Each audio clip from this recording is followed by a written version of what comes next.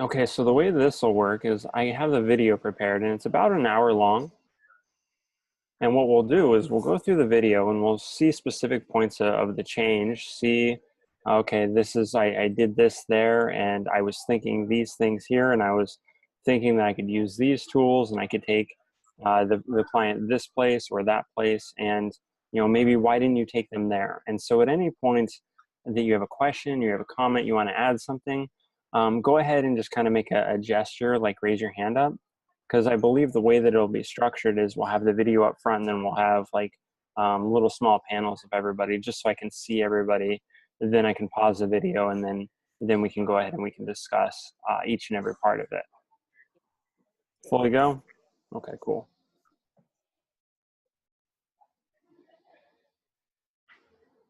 What brings you in I'm today? ready. So I have this part where I keep sabotaging myself. It's like I want to be really successful and move out into the world in a big way and help others and have a hell of a lot of fun with it at the same time. And it's like I keep stopping myself from even taking those first steps. Okay. Very frustrating. How do you know when you stop yourself? I'm going to stop it right there. What do we notice so far with generally just her language on the problem? Well, I thought her language might have been exactly right. There's a part of me, she said. So it's, sounding like a parts integration kind of thing. Part of me wants to have this great success. Part of me is blocking that. Okay. What else do we notice in those first words, that first 40 seconds? She seems to be clear about the desired outcome. What else can you tell me about that, her outcome?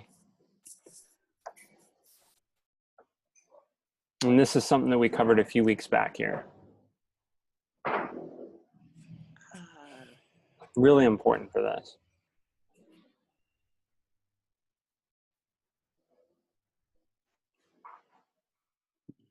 Meta programs. Can you be more specific? Yeah, Stephen, you're good at these. You're the one that we can model on this exact pattern. What does she do? Strategy.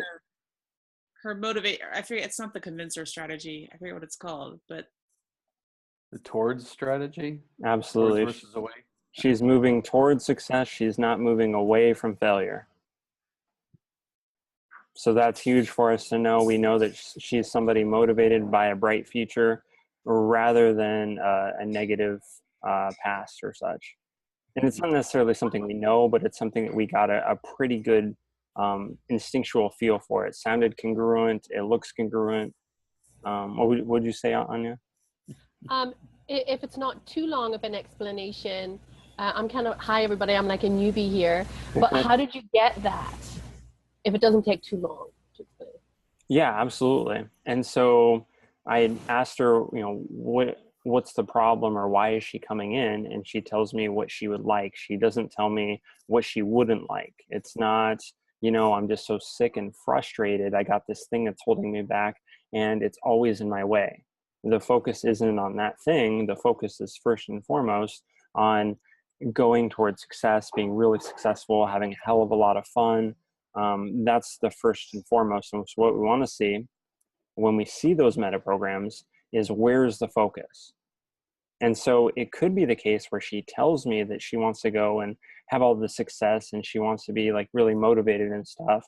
But it could be an incongruent one where, she doesn't really believe it or I don't buy it, where I'm like kind of just sensing with my sensory acuity and I'm like, I don't think so. I think there's something else there.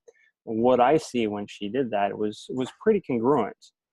In addition, it's the first thing she mentions. So for example, if she says, I just have this block and I can't get over it, well, that's a little bit different than if she first mentions that I want to go for this success, but something's holding me back. That makes sense? Okay. What else do we notice here? Stephen, you mentioned that there's maybe some parts integration here. Mhm. Anything else that you guys could say about the first few seconds here?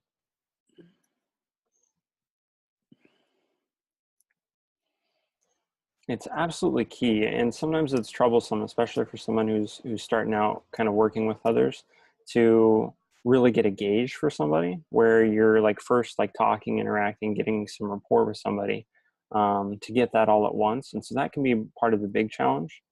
Another part, and this is why I stopped it here, is because she mentioned she has a part of her.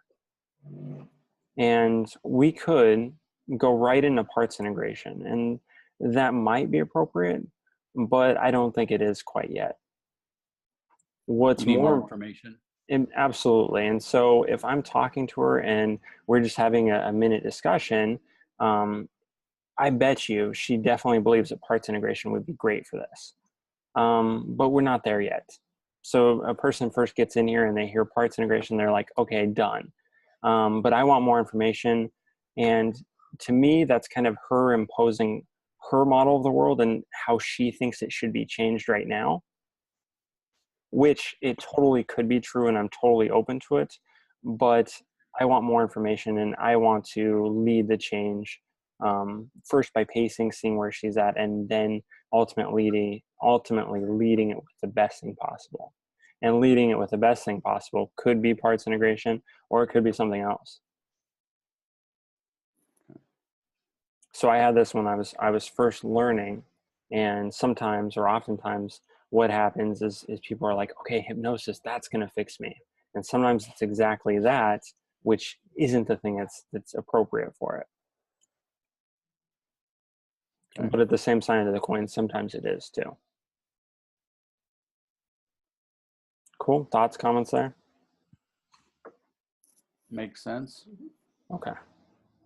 So we'll keep it running. Because it's like I hit a wall, and it's like there's a part inside me that kind of like hits a wall and just doesn't take the action that I was going to take. And then I feel like a failure and disappointed. Okay. Is this wall in front of you? This wall feels like it's inside me. Okay. So you're going forward and then you just suddenly hit this wall and you feel it inside of you? Yeah, it feels like fear. Feels like fear. Mm-hmm. And this feeling, where is this fear? It feels like here at chest. It feels like it's in my throat. I feel it in my throat, like my throat, kind of like a plate throughout my throat and chest area. Okay. How do you know that you need to feel it? How do I know that I need to feel it? Mm-hmm. There's a part of me that doesn't quite understand the question. It seems a bit illogical. Okay. And so something happens where you're moving, and then you know that you need to have this fear and you feel it right in here, right? Well, it's not that I need to have it. It's that it arises. Okay. So it comes up. How does it come up? It will come up in that. How does it come up? Interesting. It will come up in the form of either I'll feel exhausted, or I'll maybe get really bad allergies, or I'll feel physically ill in some way and not feel that I can focus and take the step. Okay. And so when you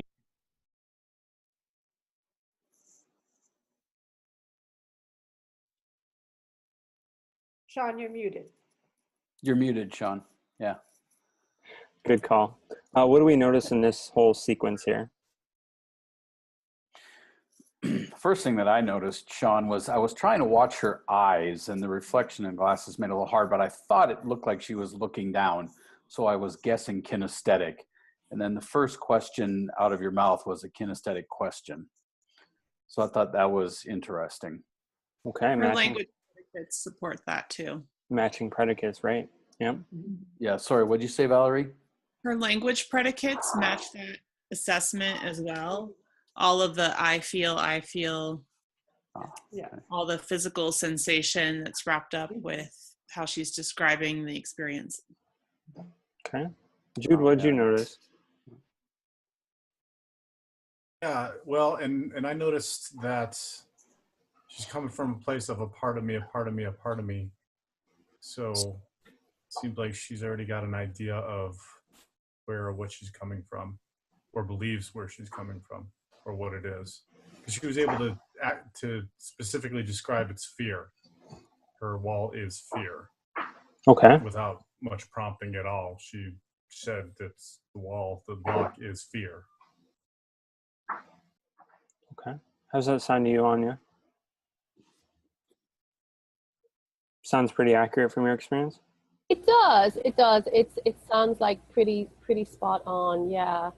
And I think also I don't know whether this is important. I'm also quite animated in the video. I'm moving around a lot and lots of hand gestures and stuff.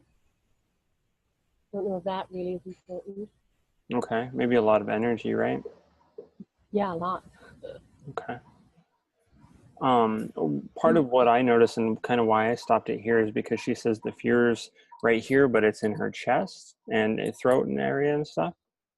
Usually what'll happen is this area, when this has some kind of block here, or when the feeling is here, it means a lack of expression of oneself, a block in preventing oneself from showing oneself. Bingo. So do enough sessions. I mean, you see that's a common denominator usually with a lot of people. Sure, it is the case you could have that same block in your arm or your leg. I haven't seen it there though. Also, what I'm trying to do here is I'm trying to elicit a structure of a problem here. So when I asked her, how does she know that she needs to have this fear? What I want to know is when this fear comes up and how it happens. Why do you think I want to know that? Curious that question and why you asked that question in that manner that you asked it. You're curious and why? Why do you need the need? Why do you need to have that? Because it kind of, so her initial reaction was, well, I don't need it. It just comes up.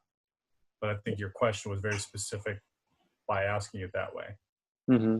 And she had said it arises, yeah. Stephen, you had something? I did. I've forgotten what it was. Sorry. It'll probably come back to me though. Okay. And I was just mentioning the kind of structure. I want to know, how this comes up, when she knows that she needs to have this. So is it like, you're at the supermarket and you're going down the aisle and you think about a business, or you think about your significant other and fear comes up? When does it come up? How does it happen? You were looking for the trigger is what I was going to say. Yeah. And then the process that happens wherein, I go ahead and I'm, it could be anything. I'm at home, I'm reading a book and I have this thought and I have this internal dialogue, and then I have this kinesthetic feeling. And then I know that I have this fear, this kinesthetic fear right in my chest. So that's kind of what I'm looking for, is just the process and the structure that she goes to go and do this.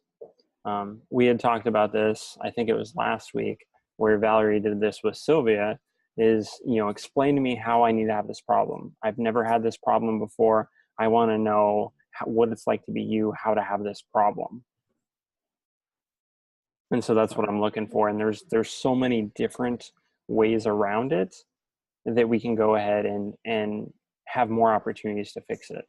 So say, for example, it's like, I have a problem with a relationship. So when I see the text message from him, then I have an internal dialogue, and then I have a kinesthetic feeling. Well, we can change that internal dialogue, and so the process and the structure is different. She has a better feeling there. That's one way that we could do it. We could also find alternative what those feelings are doing for her, and find better ways to go ahead and give her those same values that she's looking for with those feelings. Does that make sense? I know that was a long-winded sentence there. Yes. Yes. Good. Good. Okay. Let's keep it on going.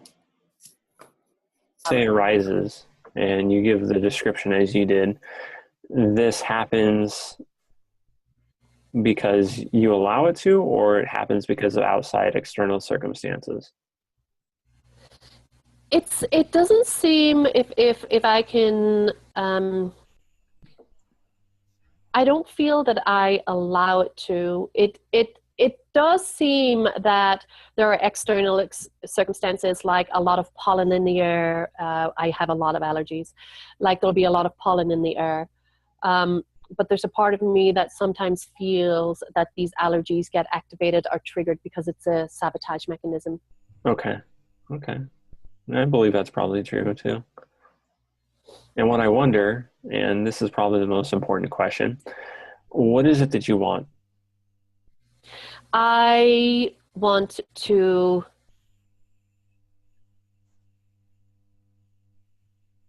have millions of dollars flowing into my bank account with ease, grace, and fun for myself and others as well. Okay. And how would you know that you had that? Because my bank account would say it, and I would And feel it. I would feel like fun. I would feel like I was having fun, and I would feel the flow. okay, let's get even more specific. So would you see the number on it? Would say 1000000, and it's just on the bank account. It says your bank name, your account balance, and that's what it says. And you see Yes. it, Yes.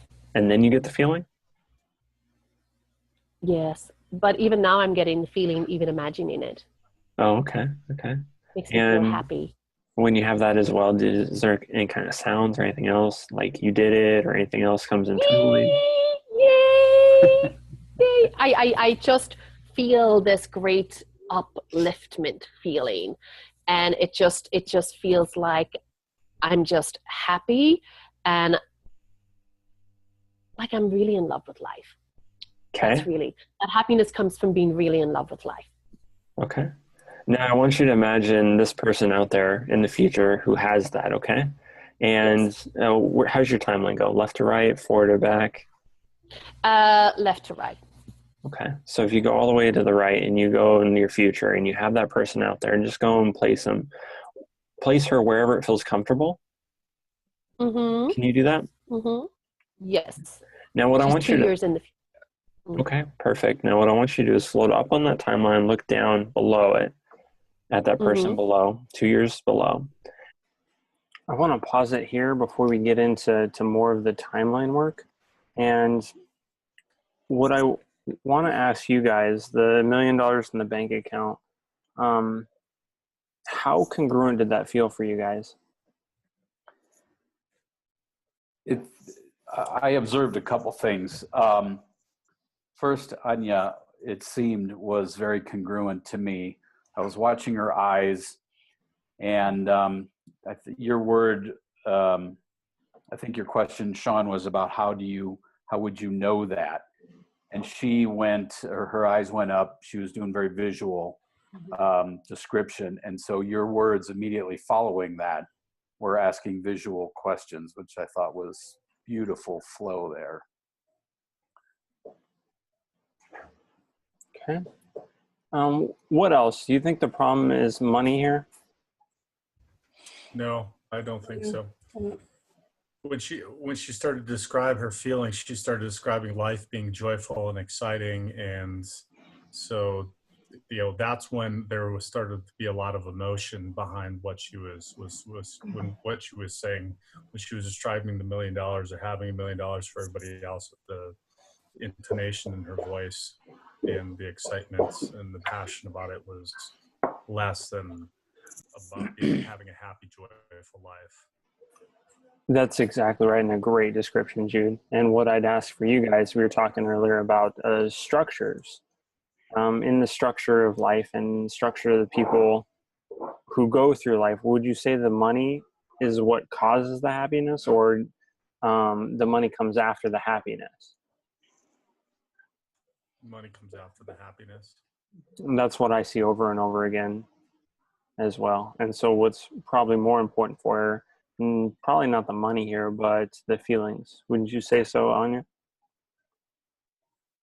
I would say definitely. So when I was rewatching that, it was crystal clear to me that what I was actually looking for, what I'm actually looking for, is that feeling to be really in love with life, to be the flow, because that's what makes me really joyful. Okay. What if somebody had saw this and they're kind of just getting going? What might be the mistake that they would make when they hear that?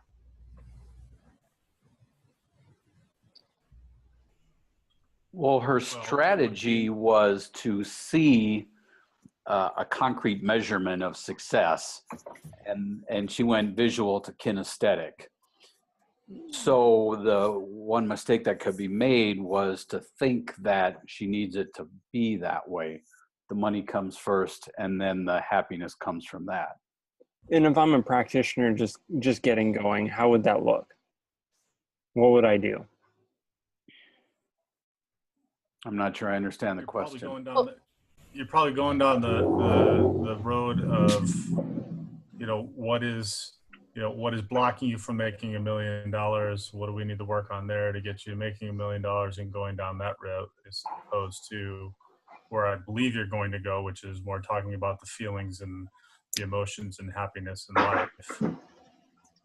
Good. Yeah, absolutely. Valerie, what do you think?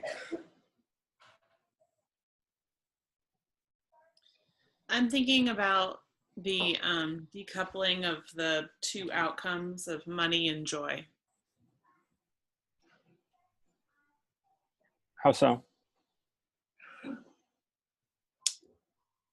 My first pass at it, I didn't pick up on the incongruency. So I think my brain's just stuck on that. Okay.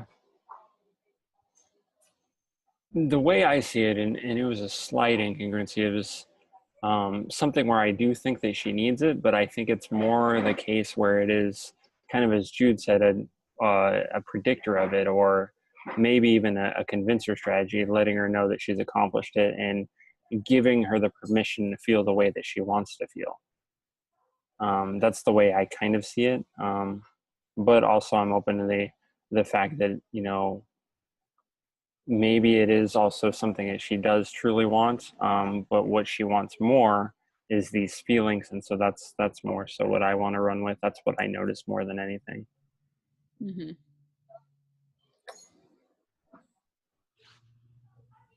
And what's the worst thing that could happen to her? This is That on the timeline. she would be destitute, that she would be homeless, that she would be alone, that she would be so sad, and that she would be really sick, and that she would have lost all her teeth. And this is the case where she has the money in her bank account. She feels all those feelings, no? No. This is like, what's the worst case that could happen to her? She hasn't received the wealth yet. Okay, gotcha. Okay, that's pretty bad. Let's go ahead and go back to the now. And what I want you to do is float up again. And what I want you to do now is give her that feelings of having the wealth, having all that yee feeling and all that stuff. Yeah. And I want you to go 2 years in the future, or however long it takes. And I want you to imagine the you that has done this and has the $1 million. Oh, yes. Okay. Yes. You have that? Got it. Now, floating up above that timeline, can you look down on that person who has those? Yes. Okay. How does she look? She's very clear and she's standing very tall, but tall not in arrogance, tall as in just knowing who she is as a person, knowing the value of herself. She knows that she's allowing something greater to flow through her into the world, and that life is a gift. And it's kind of like she's got this kind of golden white light, kind of a bubble around her, and she's also kind of pulsating at that frequency. And she's just very present in this knowing of who she is. And there's this great sense of balance, harmony, peace, yet power. And she holds this place for many, many, many, many, many people to support them to also step into that space of empowerment, but fully aligned empowerment. That's beautiful. Now what I want you to do is I want you to go ahead and step back all the way into now, float down into yourself, and as you picture it from here, what is the worst thing that could happen if you became that person?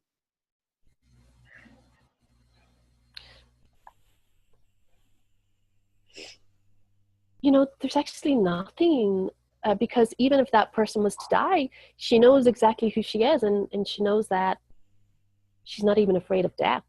So she doesn't feel afraid. It doesn't feel like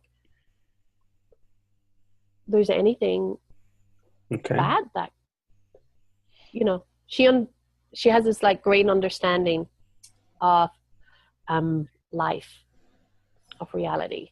What would it take to become this person?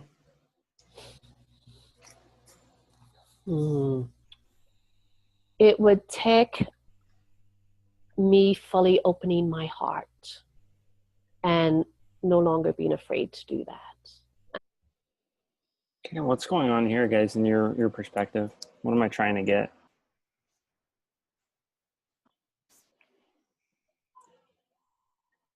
Barb, what do you think? I mean, everything you've done so far is makes sense to me, and I think getting her to kind of see, okay, this is the person. If she has all these feelings and knowledge, you know, 2 years in the future, of herself 2 years in the future, has everything, she can actually bring that into the now and have that now.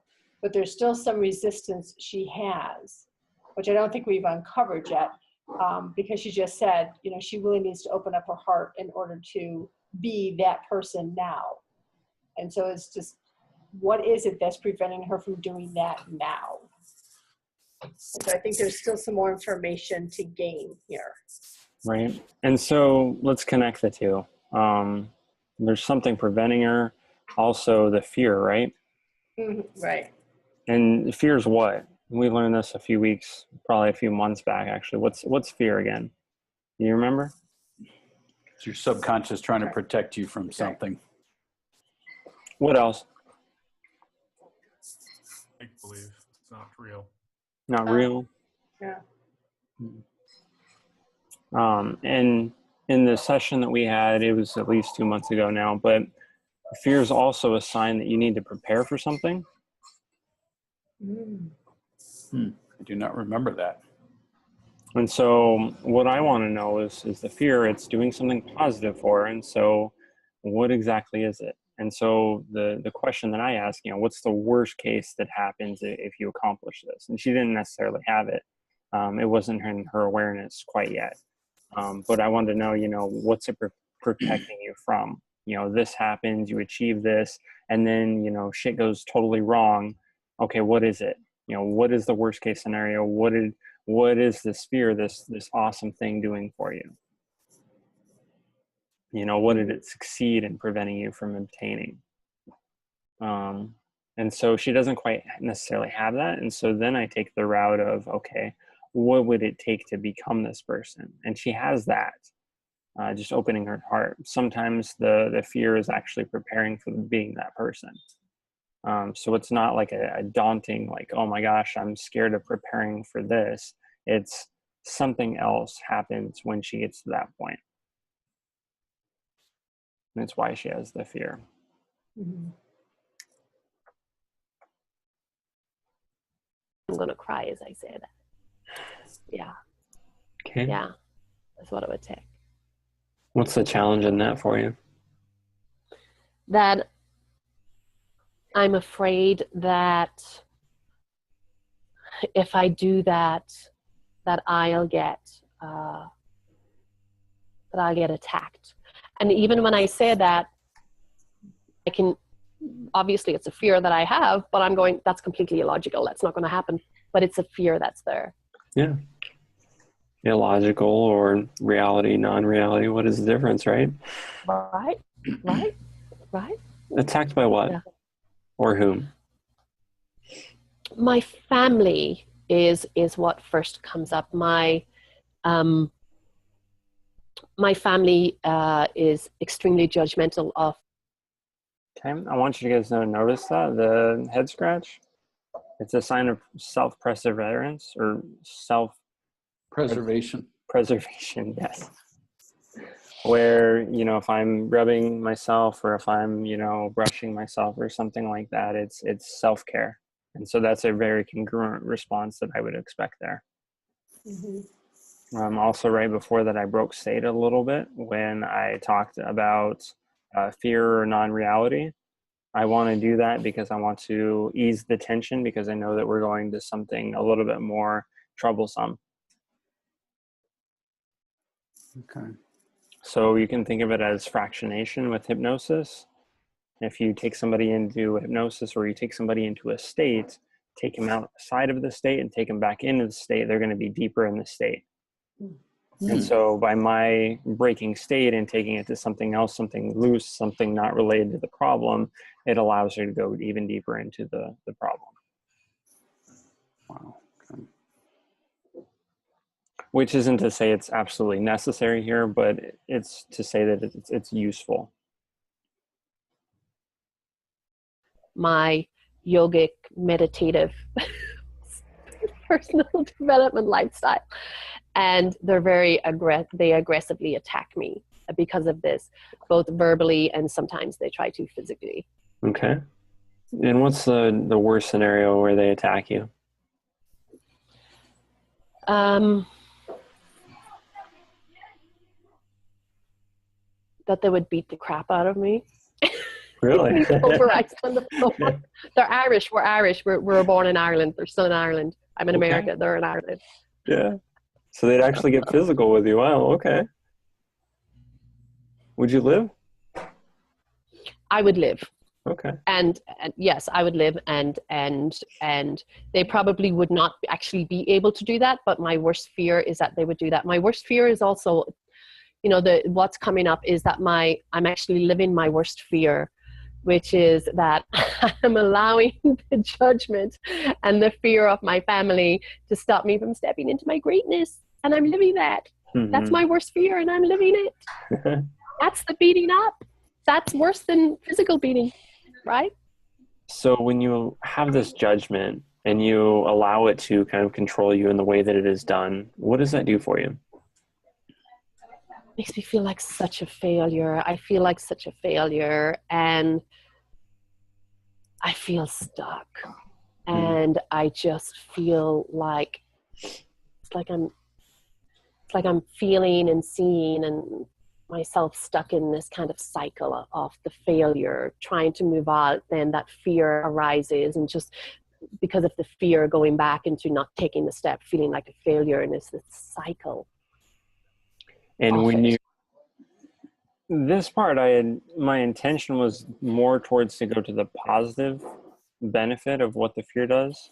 But it works out really well, and I'll tell you why. Because essentially, with all the buildup of the negative emotions and the being stuck, it propels a really positive propulsion for her to change.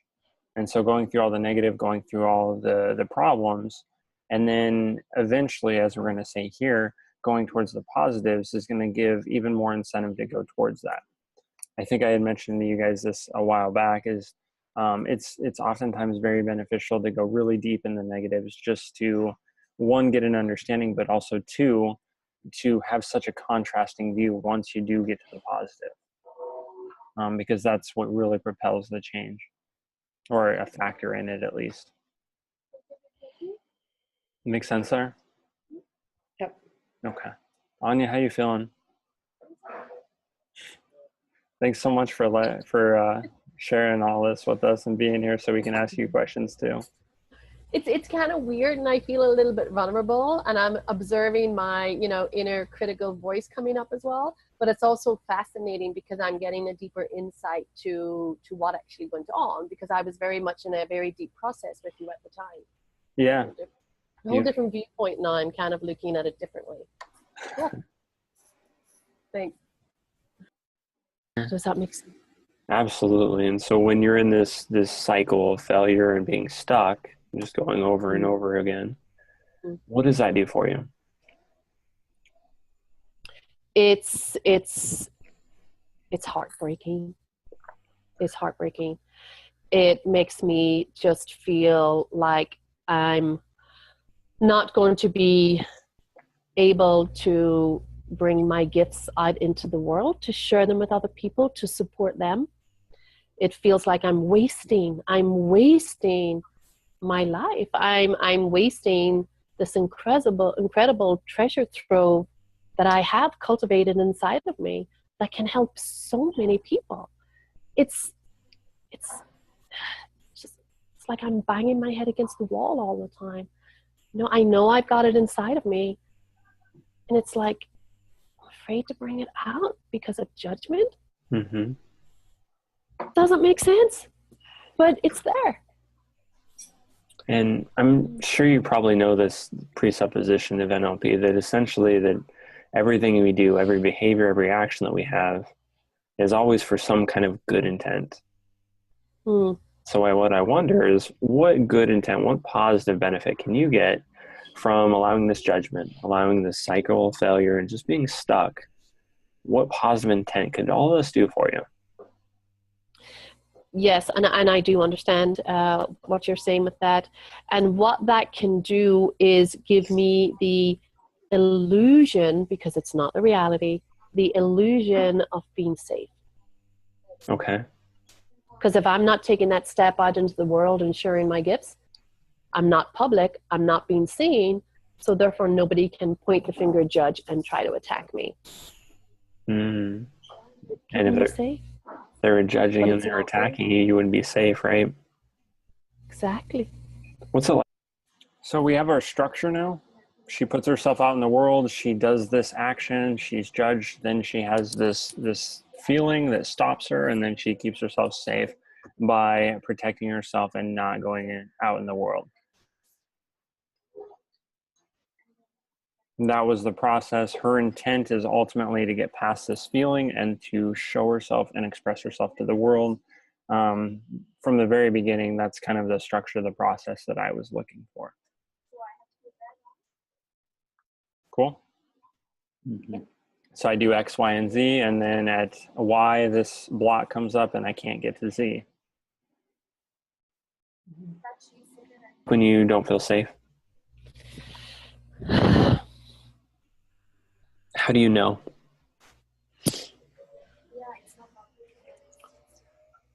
I know because my mind races. It'll begin to race. In the sense of, again, in the sense of, I'll feel afraid. So my mind will begin to go through all the scenarios of how to support myself to be safe, to not be afraid. I'll feel weak. I'll just feel like I'm weak. Like I, again, kind of going back to the failure bit as well. To the failure. That's kind of like the foundation of, even when I don't feel safe, I feel like a failure. Okay.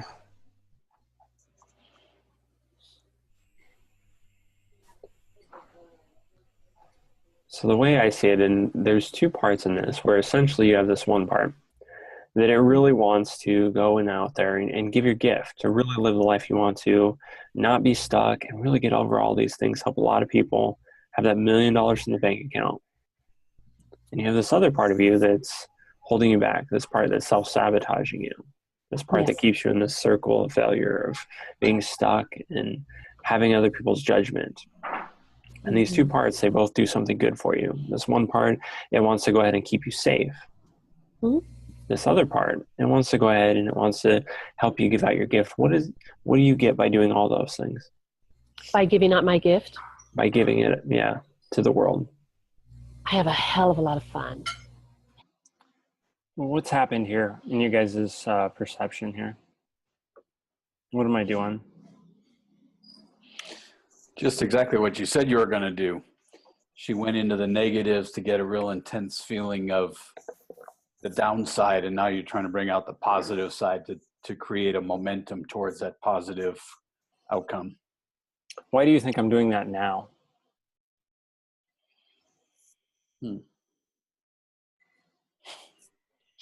Well, she's already said that she's already living her greatest fear.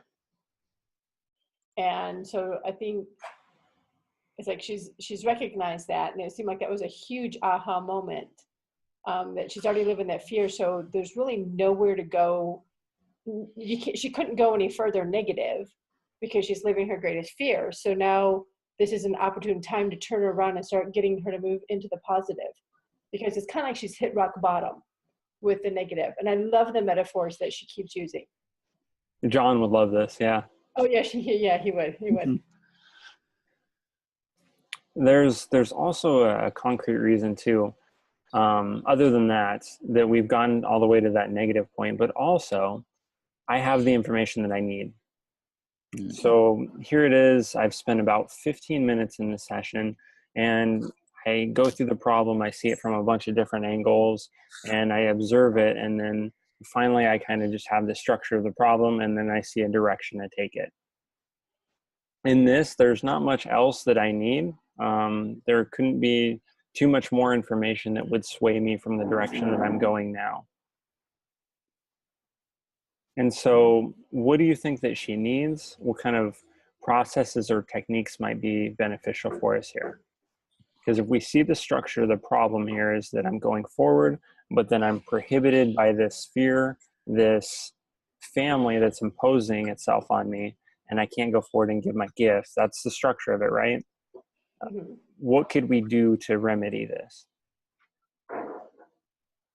One thought is go back to the timeline techniques, take her back, have her see, as it were, the lessons that she's learned from the episodes when the fear stops her, and then come back to her current self and give all that information, all that learning to her, so she knows how and why she should move past that. And I'll give you even a little bit more information from that. When we talked about the problem, when we went into the problem, there was a lot of kinesthetic feelings. You recall that? Mm-hmm. I feel stuck. The feeling's right here. It's preventing me from going back. It's a wall that it's inside of me, right? Whole bunch of kinesthetic feelings. Do you remember what we talked about when we asked her what she wanted?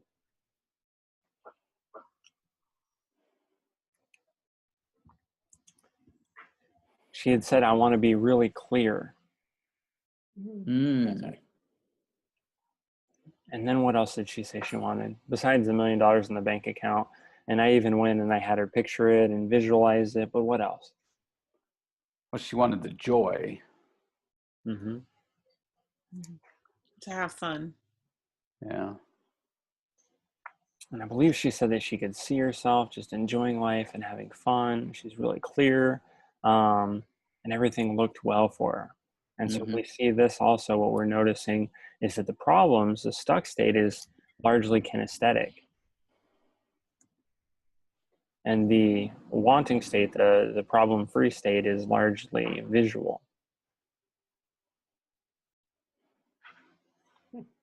So other things that might be available here, say it's an in-person session, we might do some work with the modalities. So we might do collapsing anchors. Mm-hmm. We could have her go really into the kinesthetic, really into the visual. We could go ahead and do that as well.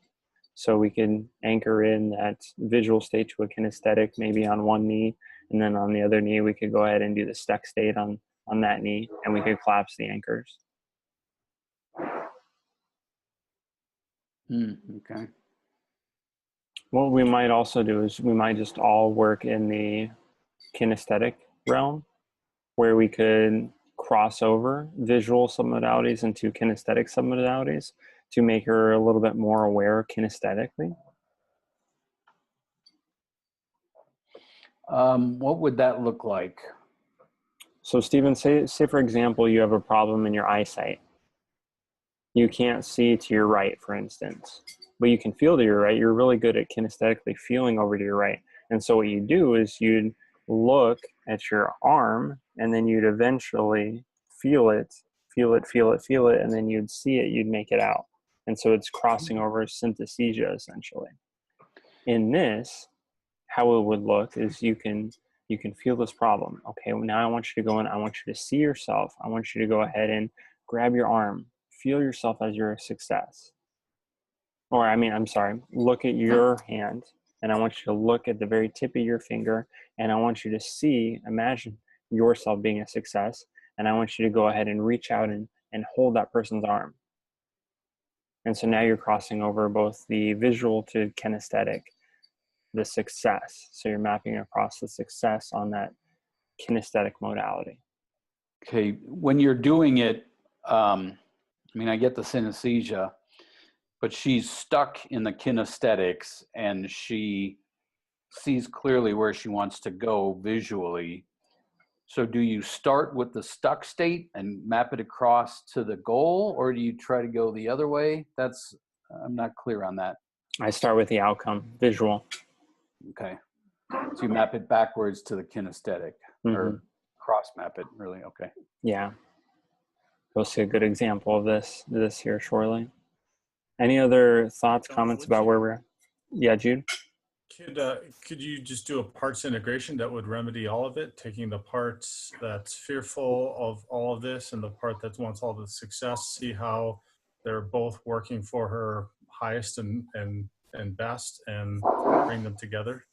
Okay. And if you did that, how do you think it would go? Let's just kind of map it out for us. So, we've got to go through her descriptors of, what the fears doing. she did some of it, and it was fascinating. Her visual, she was looking up, the whole time and describing those fears and the worst case scenarios, but go through those until we got to what that fear was. And she kind of described some of that. She's already done some of the part already through your questioning, and then go through and ask what for with for her, which you've done partially also already with what for, why would that be good, what would that benefit you, until you got to where they and absolutely. And so if we're looking at it, it's probably going to be two hands. It's going to be this part helps and protects me, this part wants to go live out my joy, my purpose, and you just chunk them all up. Maybe comfort, security, purpose here, and purpose is going to be like joy, maybe happiness. I believe we get to one with her highest intent a little bit later, but maybe highest intent's happiness or such, and they're going to go and they're going to align, and then you're going to get to a place where you say, do you see that these parts both want the same thing? Can they come together now? What you're going to have to do at that point oftentimes is then find ways that they need to integrate. So maybe this part disagrees with this part. They're going to have to talk to each other. They're going to have to work it out, which is totally a viable option in this. The reason I don't do it here, and the reason I don't like to do it when I don't do it, is because I like to have more control over it. And so if it's a little bit more of a simple change, I like using it more. For this, I want more control over the process. I want to be a little bit more precise, which you can totally be precise with parts integration. You could really be skillful at it. Say this part disagrees with how this part wants to be comfortable. Well, you can go ahead and you can have them work it out. You can have them get another part involved, have a new behavior generator, and you can do those things. It just wasn't my choice in this one. It makes sense? Yep. Other thoughts, comments? Cool. Let's keep it going. hell of a lot of fun. I support people to light up from the inside out. I support people to become empowered. I support people to realize that they're at the control wheels of their own life and they can turn those wheels and create anything that they want. I support people to realize that they are in control of being happy, that they are in control of their $1 million lifestyle, that they are in control of their health. I support people to step into the role of being a conscious creator. And what that does for me just lights me up from the inside out like nothing. The feeling is just indescribable. It's like a part of my soul becomes ignited. Okay, cool. You notice those visual words? Ignited. I see it. All those visual words. That's the bright future. And I want you to really get in touch with that. Where is the feeling in your body with that? Right here in the center of my heart. Center of the heart? Yeah. What color is it? It's golden. It's like this golden star that's just radiating everywhere. It's just pulsing out kind of even. Yeah. Okay. Yeah.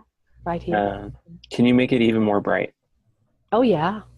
Okay. Absolutely. Can you make that golden all throughout your body as well? Yeah, just give me a sec.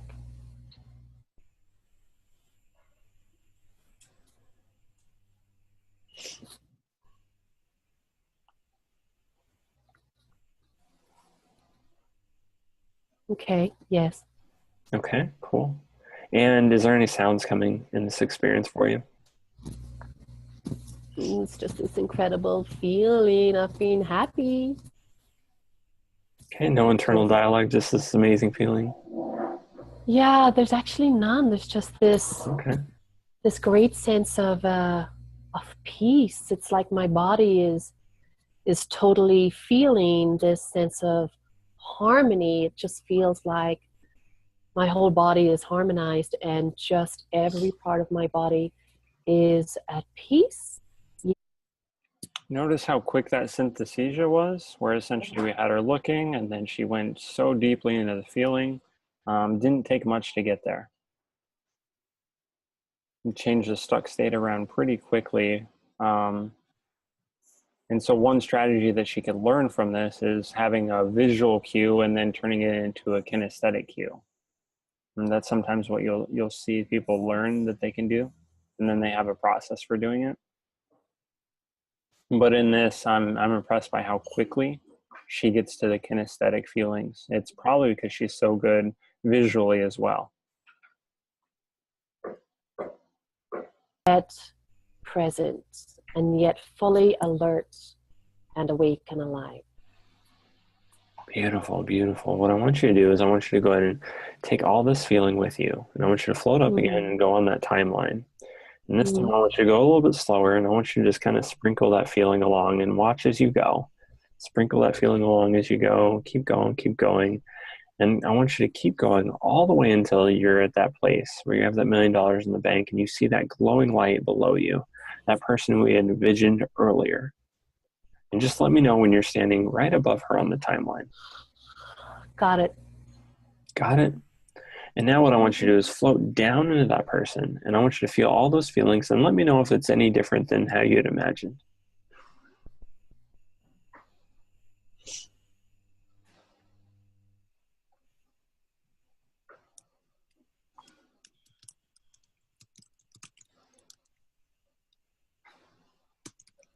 The difference is the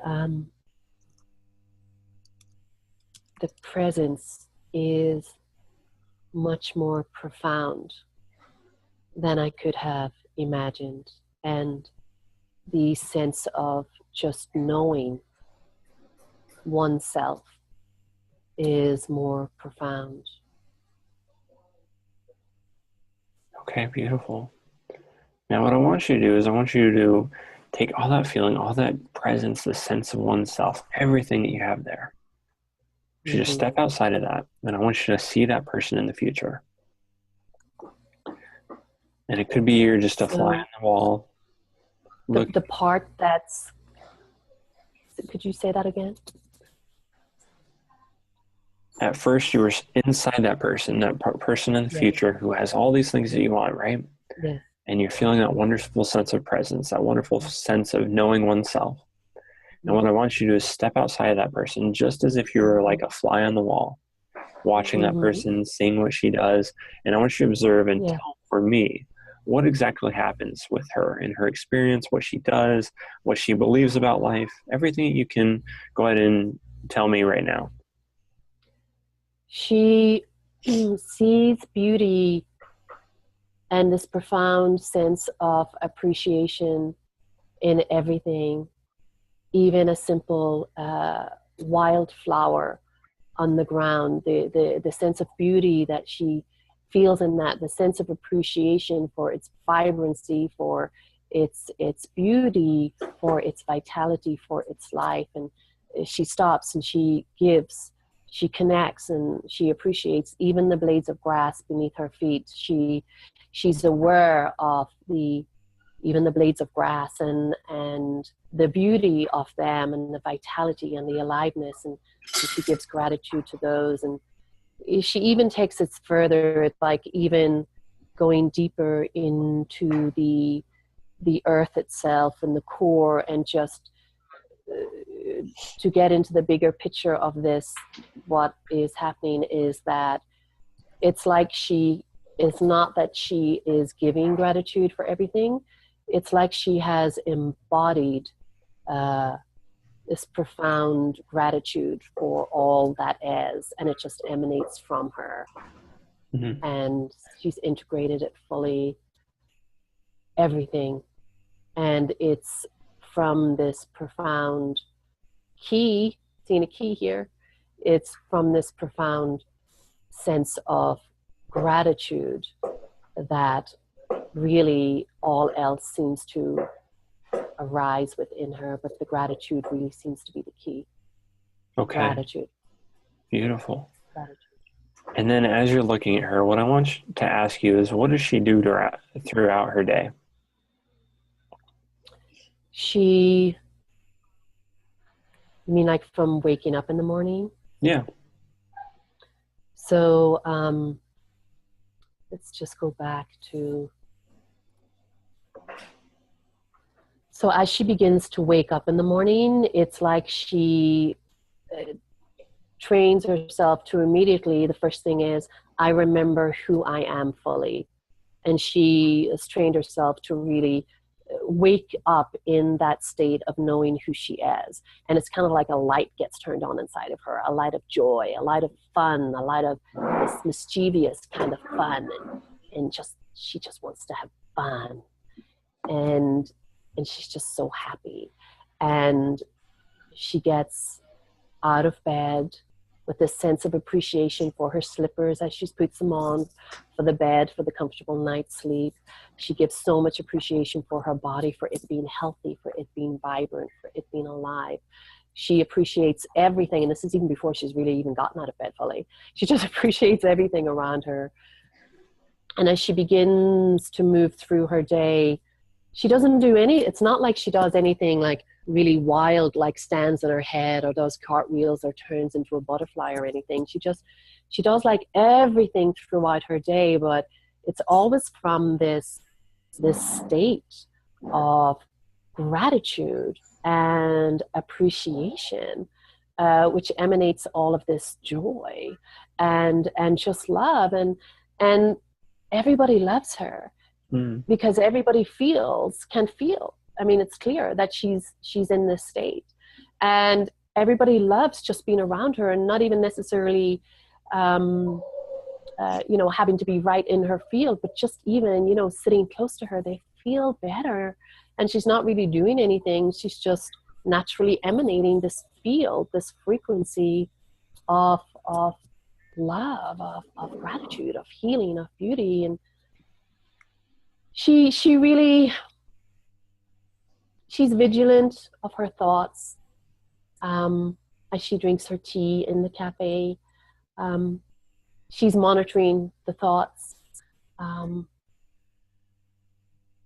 that may arise, just to be vigilant that no negativity may arise unseen or unnoticed.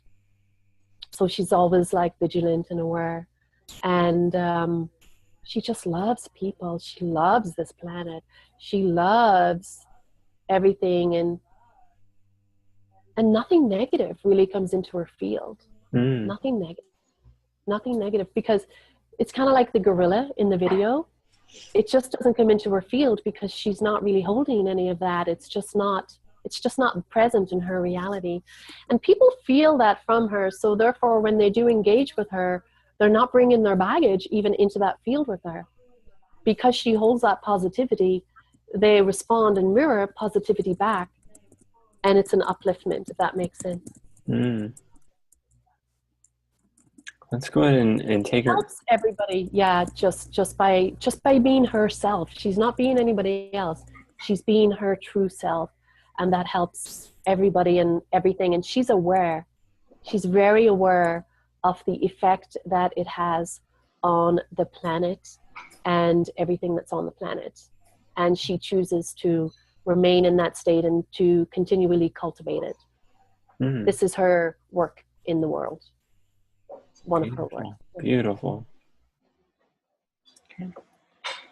Now, we talked a little bit earlier about the going to negative, going to positive, and I think we can see that contrast that much here, where maybe the negative was a little bit, but the positive is so bright for her. There's so much incentive to go there. If you could imagine her experience here, the change is pretty simple. I mean, it's just kind of showing her the direction. She has the incentive to go all the way through it here, because it's such a bright future. It's so inspiring for her to go there. And she already has the going towards motivation strategy. Really, most of my work has been done. It's just kind of guiding her through a few processes going forward. If you guys can imagine her experience in that. Shawn, one of the things that I think I was seeing was just so cool, because we had just been talking about going from the visual to the kinesthetic to try to get them to connect. And what I think I was seeing Aine doing here was she had fully integrated both of those modalities. She was visually describing all sorts of feelings. I just thought it was amazing. Mm. Did anybody else see that? Mm-hmm. That's great, yeah. And it's such a vivid, congruent description that, I mean, most people have trouble figuring out what they want in their life and maybe what the feelings would be behind that. I mean, this was vivid in its essence.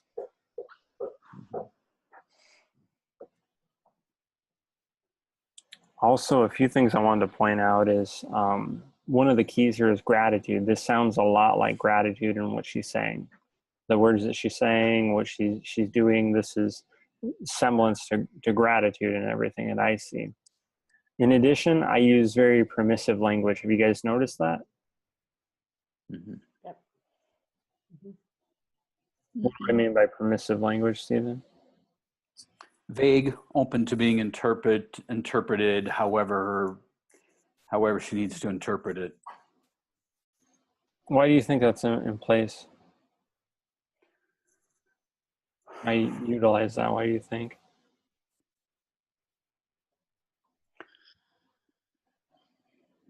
You basically need to follow her. You can't direct her at this portion. So you need to see where she goes and follow that and encourage that, I think. I'd say more than anything, I'm holding up the canvas and allowing her to paint it. Yeah, I mean, I don't know, but I'm just thinking that permissive language there's no box around it. Mm-hmm. It's kind of like a broad spectrum to allow the person to go anywhere that they want, and non-permissive language might be a little bit more structured. There might be more of a structure. Mm-hmm. This is my reading on it, and this goes back a little bit to hypnosis, and they call it a physical subjective.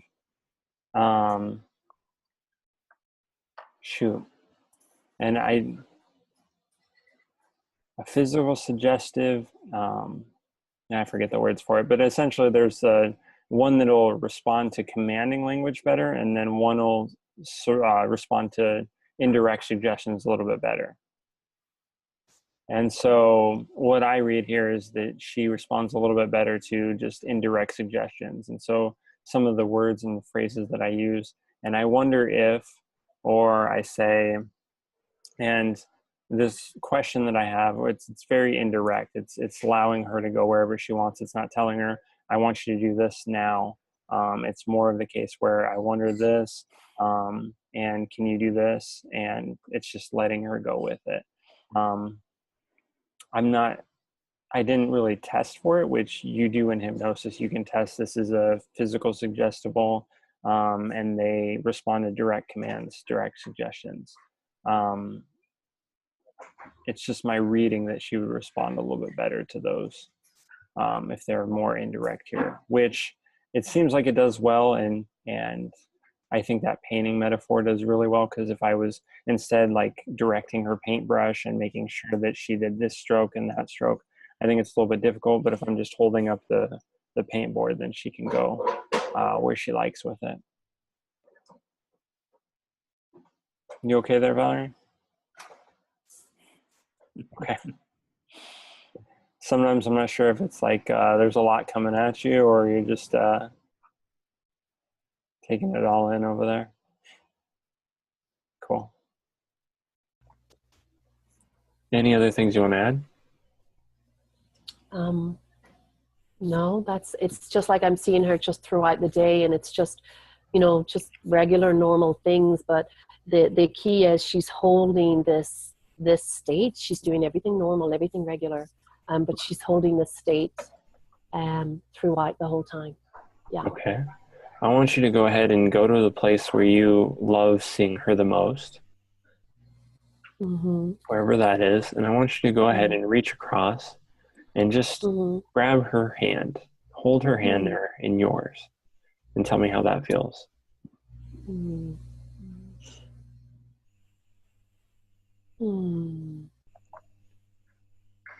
just going to actually put my hand out there.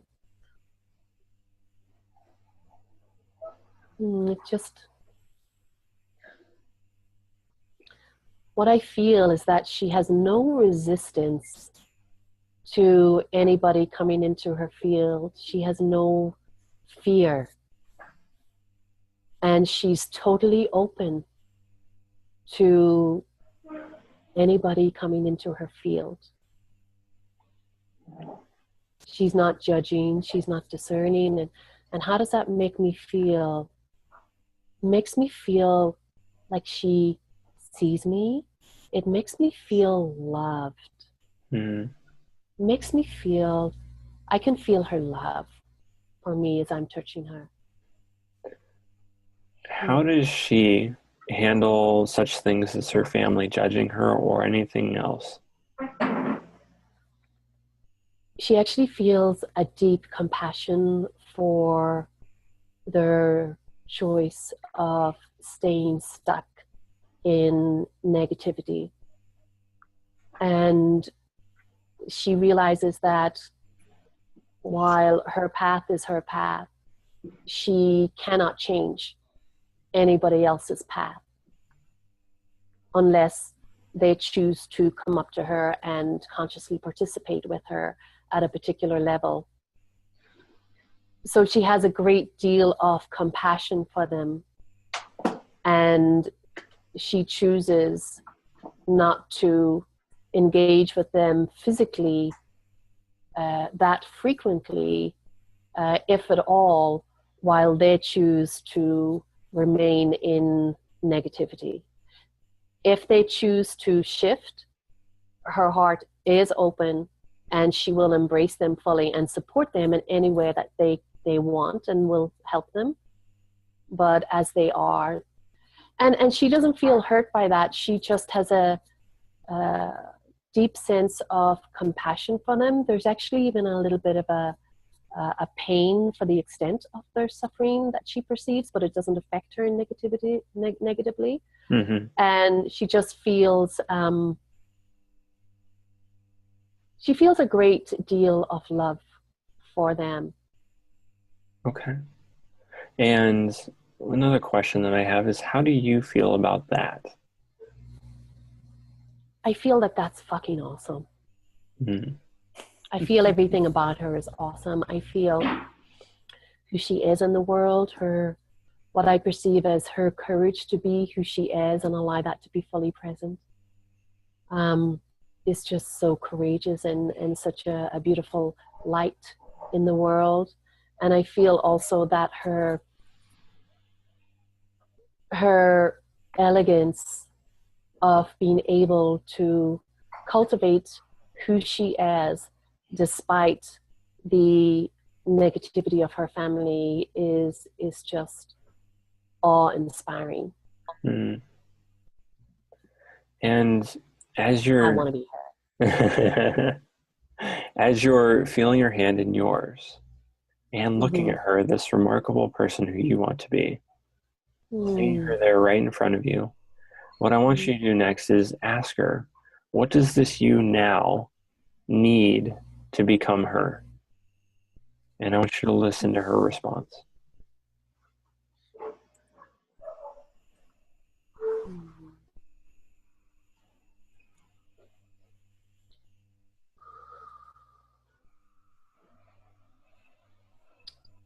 And she said the key is for me to really authentically love myself fully. Mm. And I'm asking, how do I do that?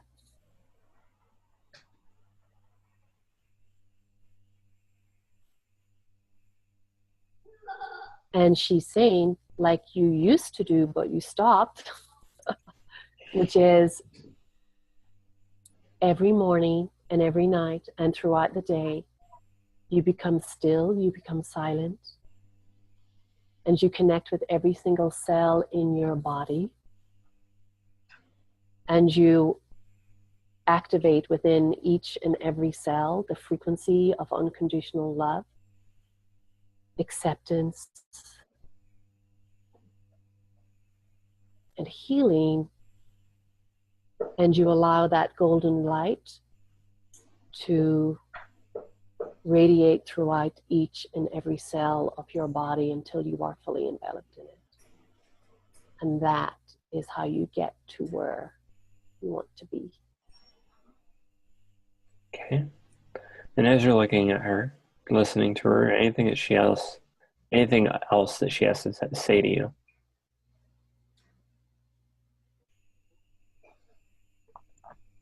Yeah, she said, Anya,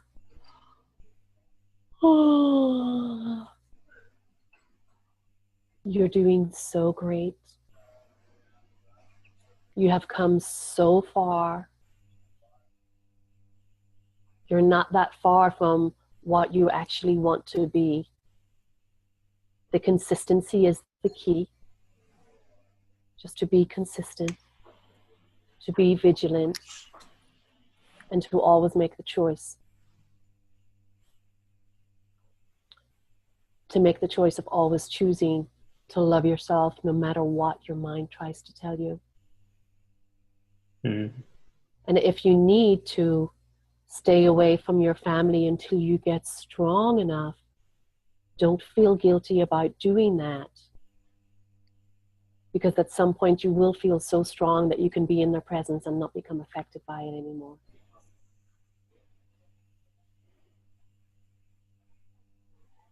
And I love you so much. And I am you and you are me. I'm inside you right now. I'm actually right here. I'm not actually outside of you. I'm actually inside of you. I'm actually right here. So that which you aspire to be, you are that already. It's just a tiny, tiny, tiny step.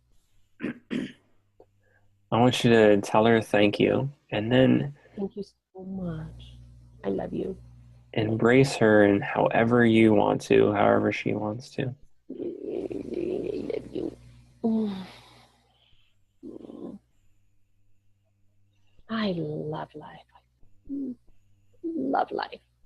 Just love it. Thank you so much. Thank you for speaking to me. I needed it. I need your strength. So need your strength. And then whenever you're ready, what I want you to do next is I want you to step a few feet back. Mm-hmm. And I want you to take a snapshot of that person, that you in the future, right there. Mm-hmm. Take a nice and clear visual snapshot, fully in color. Mm-hmm. And I want you to take that snapshot and I want you to go ahead and just put it in your pocket. Mm-hmm. And I want you to step towards that Anya in the future. And I want you to just go out and reach out. She's going to give you a key. Mm-hmm. Something that you can take with you. Something that holds all these lessons, everything that you needed here and now. She's going to give it to you and you're going to take it with you. And you can put that in your other pocket. Oh, got it. And then what I want you to do is go ahead and float back up on your timeline. Mm-hmm. And this time I want you to turn around and face your past. Mm-hmm. And I want you to look down at the you that was before you each and every time, each and every step, all the way until the now. I want you to go back into the past. Mm-hmm. And I want you to go ahead and sprinkle and observe all the different lessons and things that you need to know to become that Anya in the future, the one that you just visited. And so I want you to go ahead, just keep going back and look at all those things, everything that would take to get you to that point. Mm-hmm. And let me know when you come all the way on your timeline to the place where you're above where you are now. Mm-hmm.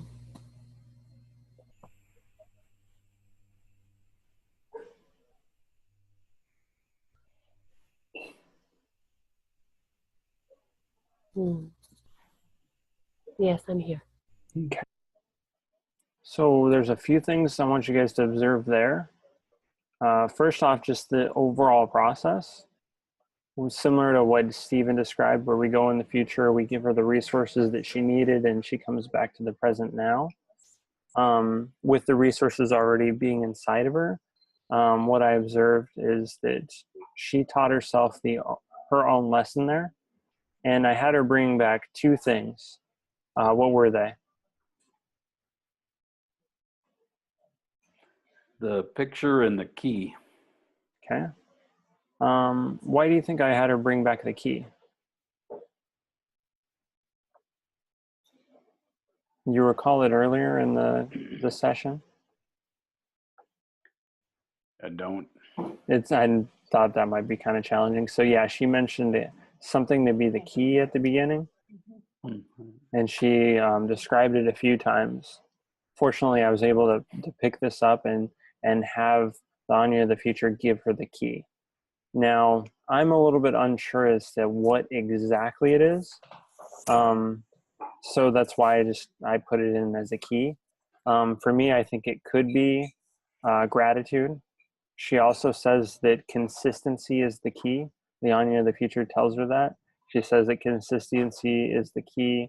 You need to love yourself no matter what your mind tells you, and to get away from your family so you can become stronger. Essentially, that was a lesson, the learnings that she got. If that's the whole key, I'm not sure.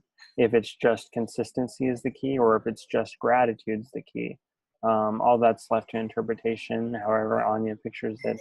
But she's bringing back a key with her because she had said earlier she needs some kind of key, or that was mentioned a few times.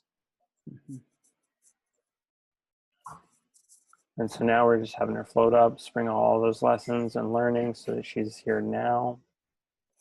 One of the things, Shawn, that I observed was amazing. First of all, Anya was so totally in that state. She was so there and so associated with it. It was amazing. And it looked to me like she, of her own accord, did her own parts integration twice. And then you had her bring it into herself. That was so cool. Mm-hmm. There was some point at the video where she was holding her hands like this, and I noticed something similar to that too. Yeah, twice. She had her hands like this, and then they very quickly came together. Two different points. She was talking about two different things. I don't remember the details, but this and that, and her hands just went like this, and it was cool to watch. Mm.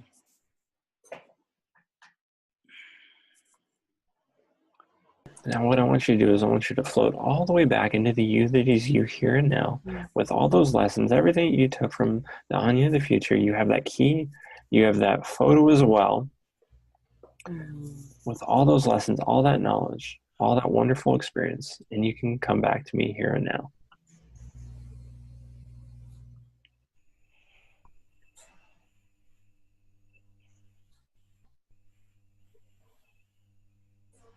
Okay, and there's one more step I have for you here. What I want you to do is I want you to go ahead and take out that photo, and I want you to go ahead and put it in front of you. Blow it up nice and big, and just remember those feelings that you had when you were seeing it. That wonderful you of the future. Good. Can you smell popcorn? No. Good. For just a moment, what I want you to do is I want you to put that photo off to the side. And I want you to bring up another photo. And this time, what you're going to do is a time that you're feeling judged, where you know that some things are about to happen and you're starting to feel like your mind's racing, or you're getting into that uncomfortable feeling. It could be where your family's about to judge you, or you know that something's coming, you're about to be attacked. And I want you to be associated in this experience. So you're looking at the world in your own body, seeing the sights that you needed to see at that time, feeling that feeling of being judged. And I want you to make that into a picture, whatever that is for you. Okay.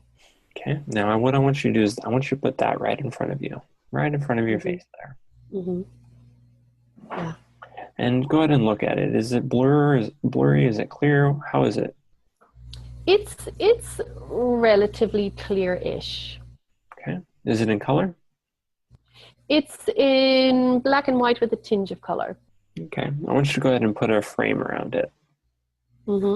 There's already a frame. Now, there's a reason that I go into this specific way of doing this.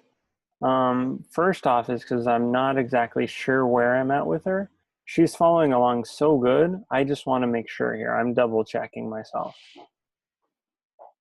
Because I said, go ahead and put that picture in front of you. And she's like, okay, it's there. And I just want to be totally sure. I want to make sure all the submodalities are there. And I just want to know exactly, okay, she's there following along just beautifully, which that was my assumption. That's what I believed. And I just wanted to confirm that. And why did you tell her to put a frame around it? Just in case. I figured it would be better for what I'm about to do with it. It doesn't necessarily need a frame, but I feel that it'll be better because when it has the frame, it's limited. When it doesn't have the frame, it's unlimited. It can spread out. Okay. Just more than anything, it's probably a personal preference. Okay. And then what I want you to do is I want you to go ahead and take that photo that we just had, the one that the Anya of the future gave you, and I want you to take it and shrink it to it's pretty tiny. I want you to take it and put it above that other picture, right above it. I want you to put it in that bottom right corner. Yes. And what we're going to go ahead and do is when I go ahead and say swish, and you can say it with me, is we're going to blow up that Anya of the future, that big picture, the one that you really enjoy, and we're going to have it cover this old picture entirely. Okay. And so first we're just going to take it really slow, and we're just going to swish it so it just swishes and then it just covers the picture. And so when I say count to the 3, we're going to go ahead and do that. And I want you to say swish with me. Okay. 1, 2, 3. Swish. Swish. There you go. And do you smell popcorn yet? No. I know you're yawning though. No popcorn. So what I want you to do now is clear the screen entirely, and I want you to then bring up that picture of you being judged, where you're in that situation. And then I want you to bring that other picture in right at the bottom of that bottom right corner. And this time we're going to do it faster. So 1, 2, 3, swish.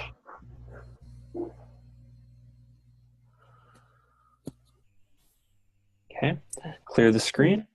And bring up the original, bring the one in the bottom right. We're going to do it again. 1, 2, 3. I want you to say it with me. Swish. Swish. There you go. And the yawns can only mean changes are coming. Okay. Okay, and how do you feel?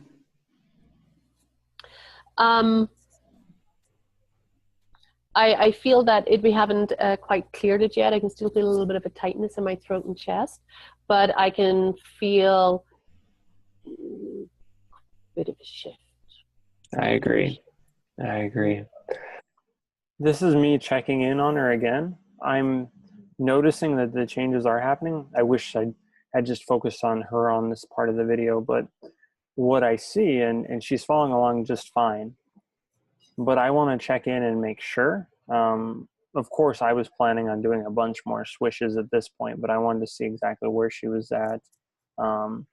From my perspective, what's happening here is I see her going through the process and doing the swishes, and her eyes are usually closed and she's swishing it. She's following along. But I want to see the specific, where exactly it's happening, how far along is she getting, what kind of changes are being made there. So I wanted to just check in and see how she's feeling there. We got to do the swish more. Yeah. So let's go ahead and let's do it. Let's go ahead and bring up that picture, the one with the throat and the chest, all that judgmental feeling. So we're going to do it really fast before you fall asleep on me over there. Okay, so bring up the other one in the bottom right. Swish. Swish. Clear the screen. Bring them both back. Swish. Swish.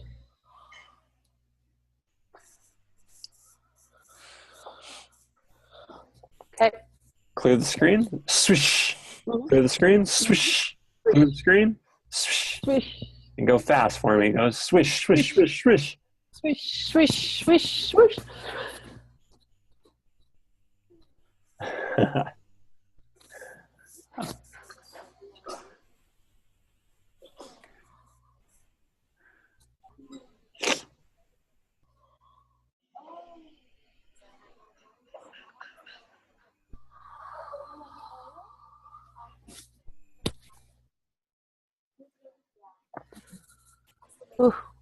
How are you feeling now?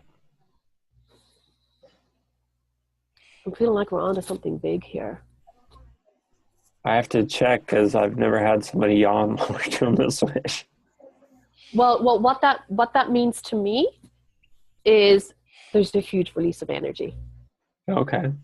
It's a huge release of energy, and it's actually a really good sign.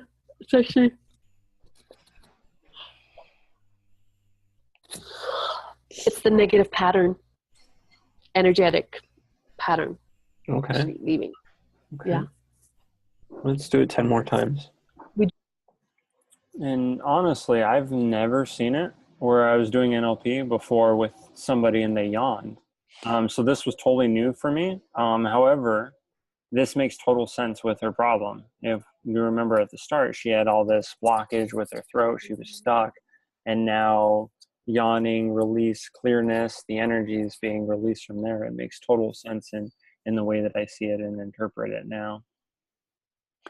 I think I remember, Shawn, you telling us at some point in the past that there can be physical reactions when you're instituting changes like this. I don't remember the details, but I was going to ask Anya what she was thinking at the time or feeling, because that was either the hugest yawn I've ever seen, or there was something else going on. And clearly there was something else going on. And you've answered that question already, but that was just fascinating. It really is fascinating to see the physical manifestation of the change.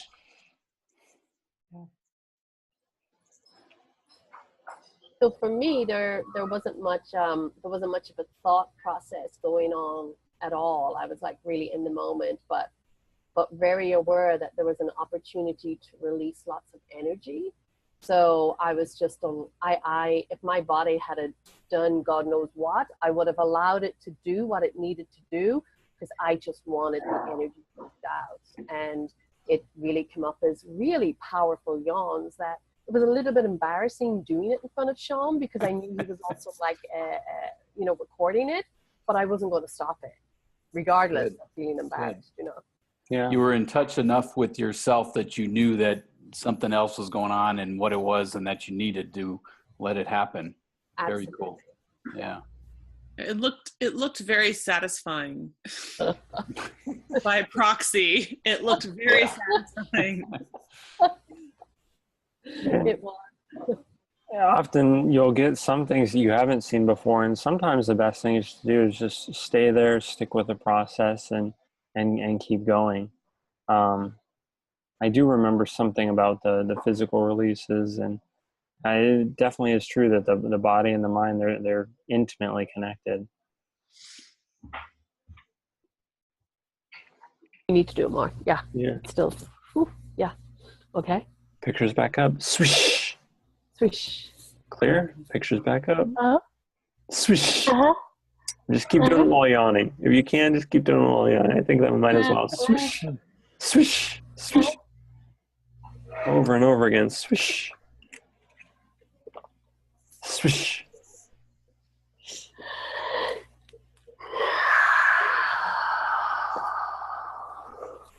It's kind of wild. I've never learned about yawning being a release of energy, so.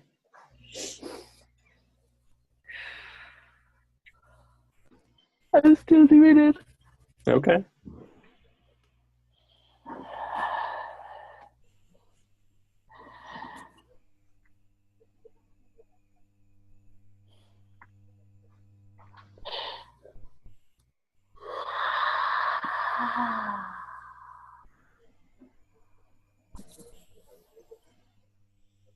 Okay.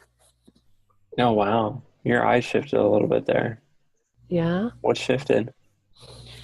It's like the picture of the future me now is the picture in front of me, not the other one. Yeah, you look so much energetic and so much more confident right now. Yeah. Yeah, you're going to go back and play this and see it. Like, Yeah. that's, wow. Yeah. Right. So now what I'm actually seeing in front of me is, I want you guys to see that too. Does she look different? Mm-hmm. Yeah. Anya, what do you think? I'm seeing that I look more like present, more kind of solid in my body. It's like more what I think. Let's take it back. I know. Here? You guys have that? Mm-hmm. And then let's go look at afterwards. 44:20.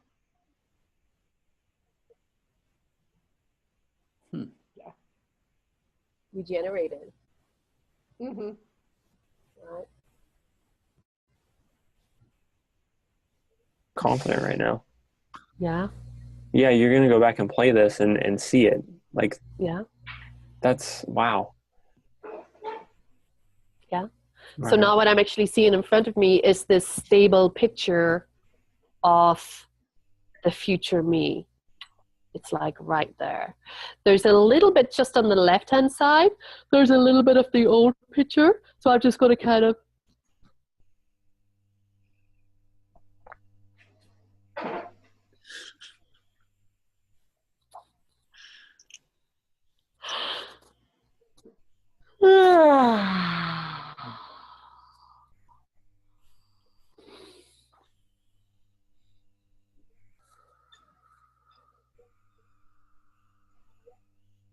okay.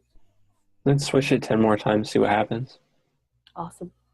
Swish, swish. Swish, swish, swish, swish.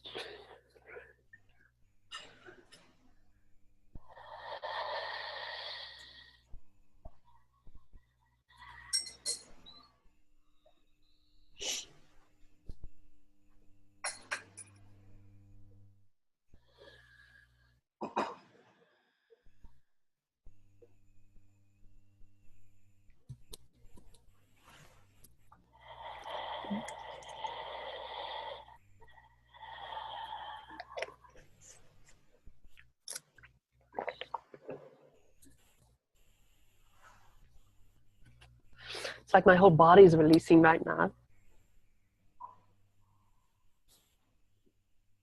We can see that. It's contagious.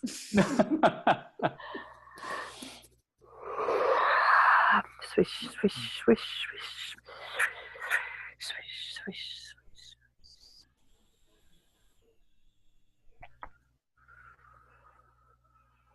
Okay. I imagine that was a pretty big shift, as that changes pretty much everything for you. Yeah. Yeah. It's like, just feels huge. It just feels like on a cellular level, it feels like more yawning's gonna come, more release. Excuse me.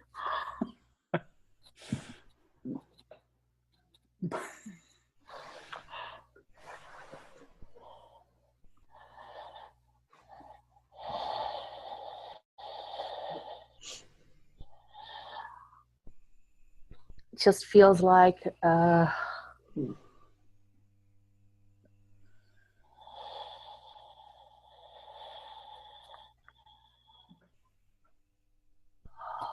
holy shit.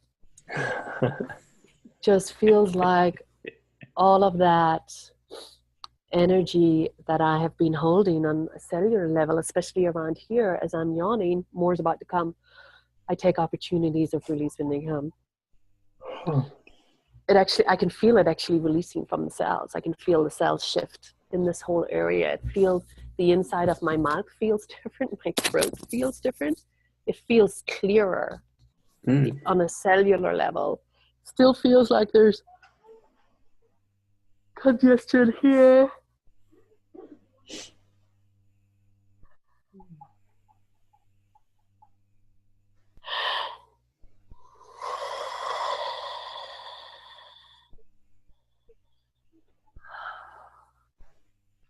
Feels like my whole body is shifting. It feels like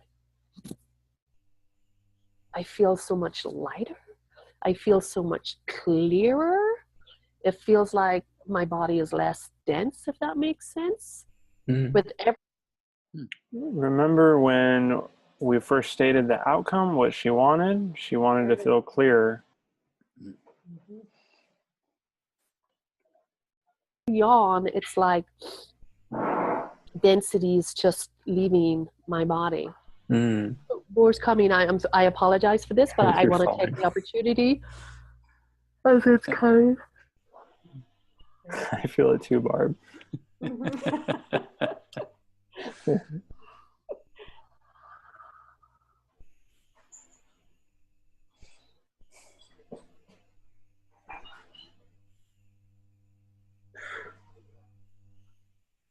Just feel I just feel like I didn't know as it's releasing, and I feel the profound shift of lightness throughout my whole body on a cellular level. I'm kind of feeling in awe that I didn't know I was holding so much stuff within me. War's coming.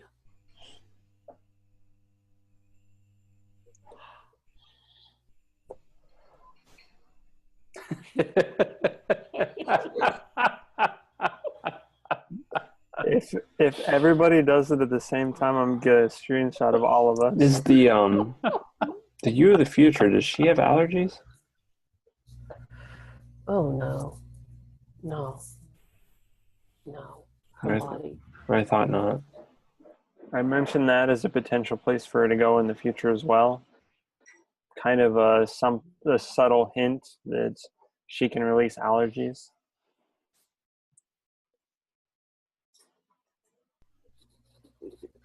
Really healthy, vibrant, alive. It's just really, this is happening because there's this like huge chunk that's just releasing. Interesting. It's like it's traveling up one of the channels.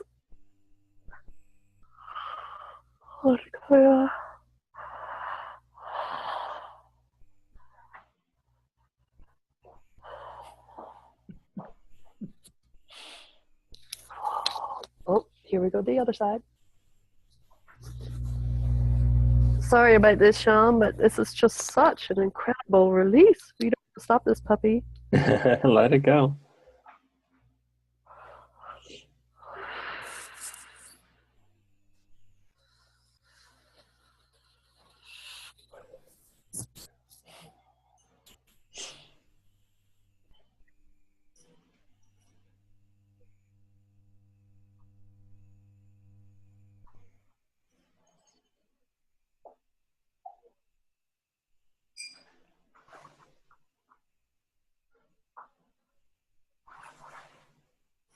I'll skip a little forward here.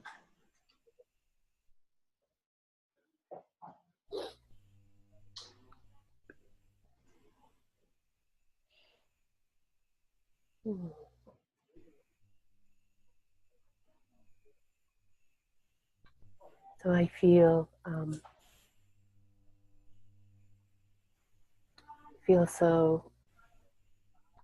so much love that it's bringing tears to my eyes. Mm.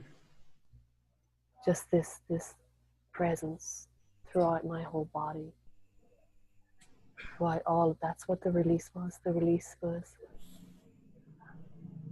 release was releasing that which was taking up space so that the presence could come in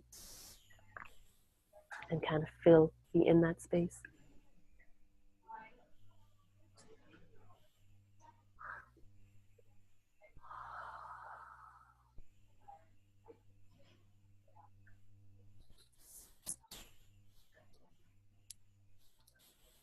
I'm just feeling this profound sense of just being fully present in every cell of my body. I can feel all of them fully present. Mm. And just fully at peace. One more release occurs. It's just residual release at this point. I just feel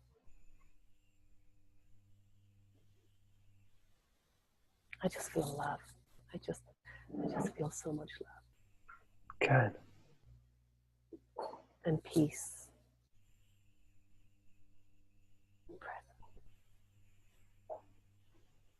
Let's see if we can release any more of that. Let's try 10 more swishes. I love how you think, Shawn.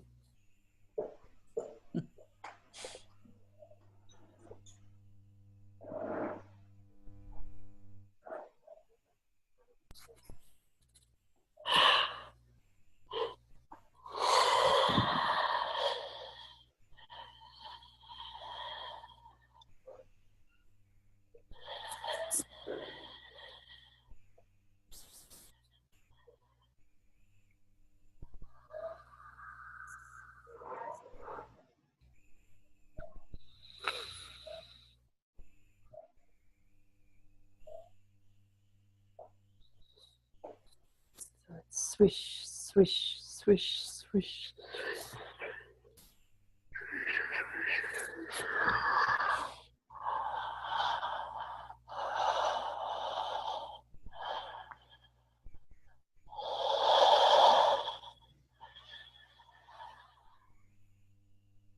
Swish, swish, swish, swish.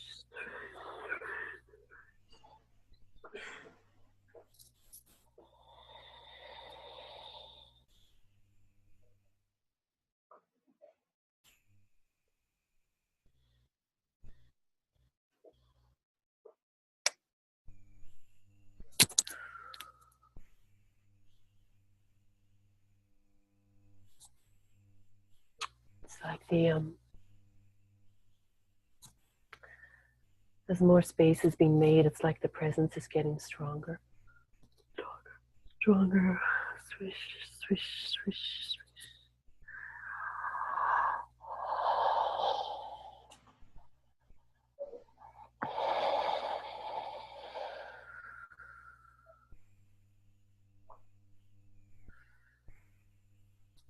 It feels like more release is about to come.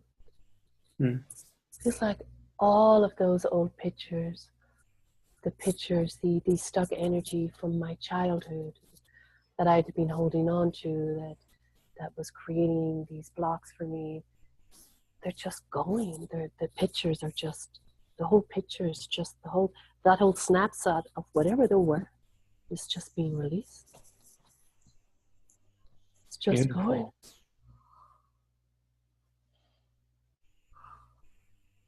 Beautiful. Do you mind if I swoosh it a little bit more? Oh yeah, absolutely. Go for it. Just take your time. It's your process. Yeah, take the opportunity while it's happening. Swish, swish, swish, swish, swish, swish, swish, swish, swish.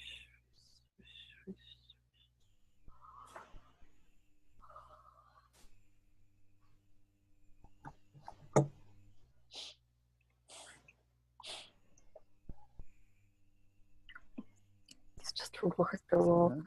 You know, I've done so much work for 25 years, but I've never had this kind of profound cellular release. It's like all my cells are just releasing and freeing themselves. It's just remarkable.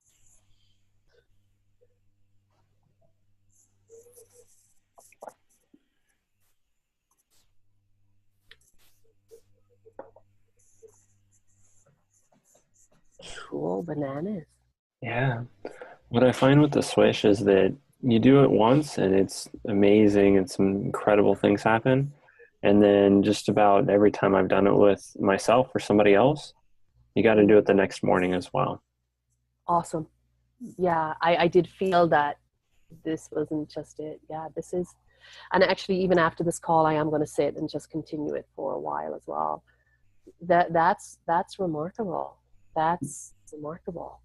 Good. Thank you so much. Absolutely. Wow, beyond words. I'm super excited. Super excited. Like super excited. And I'm so incredibly grateful. Thank you. Absolutely. Wow. Right. So thank you for that. This is huge. Yeah. I mean, it's a huge shift. Cool. Thoughts, comments?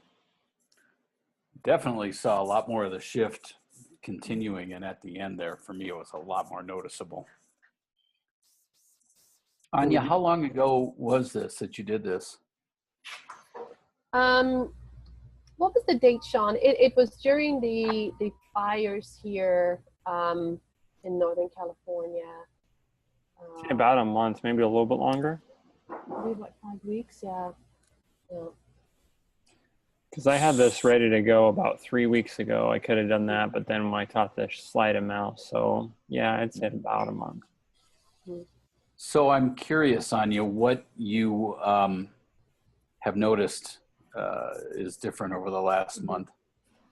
Well, initially, as you can tell, the shift was really profound, and I was amazed at the power and the level of the shift. And then I had basically I just arrived up in the mountains that day. I had just gone out of Northern California. I was really quite close to the fires, so there was also a lot of trauma that was actually coming up that particular day. I'd been on fight or flight, being close to the fires. It took quite a few days for that trauma really to move through my system. But so I didn't notice anything then. But what I have noticed, this is really cool, is I'm feeling more confident in who I am, and I feel more confident in actually beginning to move out into the world. And I'm starting to advertise and to begin to work with people in sessions so I can really hone my skills from my toolbox that I've really cultivated over about 25 years. And just shortly after that, a web designer just called me up, a woman I haven't spoken to in 5 years, and she said, I want to make your website for free because I need a testimonial. right? So it's like, and I was like, well, hell yeah, if that's not a sign from the universe. So right. So all of this work was really supporting me to feel more confident in myself and who I am, to be less afraid, right? And I feel there's a flow happening in my life towards me stepping out into the world that wasn't really there before, that I was looking for. Right? Does that answer the question? Absolutely. Thank you. You're welcome. So Shawn, it was amazing. Thank you. It was absolutely phenomenal. I was just blown away at the session. Thank you. Sure, sure. And while we have you kind of here with us to answer just maybe a few more questions, you had said during the session when you were speaking with yourself, essentially that consistency was the key, to love yourself no matter what your mind says, to get away from your family if you need to become stronger. Yes. How would you say that's played out for you? I would say that I forgot about the consistency part, but it really is the key. But I have been, because to me, self-love is a practice until it's not a practice, until it's embodied, right? So I have actually been remembering to do that more with myself, to really activate that. To me, it's an activation on a cellular level that I can feel through my whole physical body. So I am remembering to do that much more. And I am remembering to be grateful, to be grateful to be living. I mean, life can be a bitch sometimes. I mean, you know, I won't sugarcoat it, but I freaking love it here. And I'm really grateful for the opportunity to be here, to be alive, right? So that is growing more and more, you know, but it's a vigilance as well, because it's so easy, especially with what's going on politically, not just here, but you know, everywhere, and economically, it's so easy to go down another track. So again, it's the vigilance of thought, the vigilance of state, and then just really choosing how you want to be or feel in that moment. Does that make sense? Yeah. How's your family? You know, they're doing what they're doing. My dad's great. He's like a little Irish leprechaun. I love him. He's back home in Ireland. He's the best dad ever. And the rest of my family are doing what they're doing. So, you know, I just try and stay away. Good, good. Thank you so much. Thank you so much for sharing. Comments on the change process, the whole thing that happened, what you guys saw, what you guys noticed?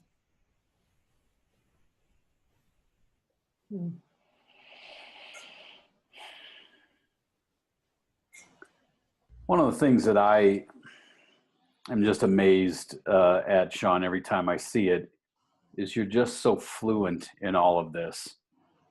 You just know where you want to go. You know the questions to ask at the beginning to figure out where you want to go after that. And it's beautiful to watch. And I was, you know, like I had said, you know, maybe we do the timeline stuff. And I was kind of imagining myself doing that. And I was thinking if I had done that, it would have been very formulaic, but you just were so creative in it, in the way you used it. And you picked up on things and incorporated that, you know, like the picture and the key, for example. It was just, you know, gives me something that I know I need to shoot for. Thank you. Barb, what did you notice? Maybe just the process? Or what stood out to you? Yeah, maybe it's a better question. It's funny because in the beginning, I was thinking to myself, I could see possibly, depending on where it's going and the information we get, that using the swish might be a good thing. But I had no idea if that's even where it would lead. And then I did, and I was like, whoa, okay, cool. That's awesome. Didn't work very well, though, that swish. I know, it was horrible. Poor Anya. No, so, and that was actually just phenomenal to watch. And Anya, just the release that you had was amazing, just amazing. And so Shawn, I liked, one of the things that stood out to me was when she started yawning, you used a little hypnotic language and just said, oh, the yawning just means change is happening. Yeah.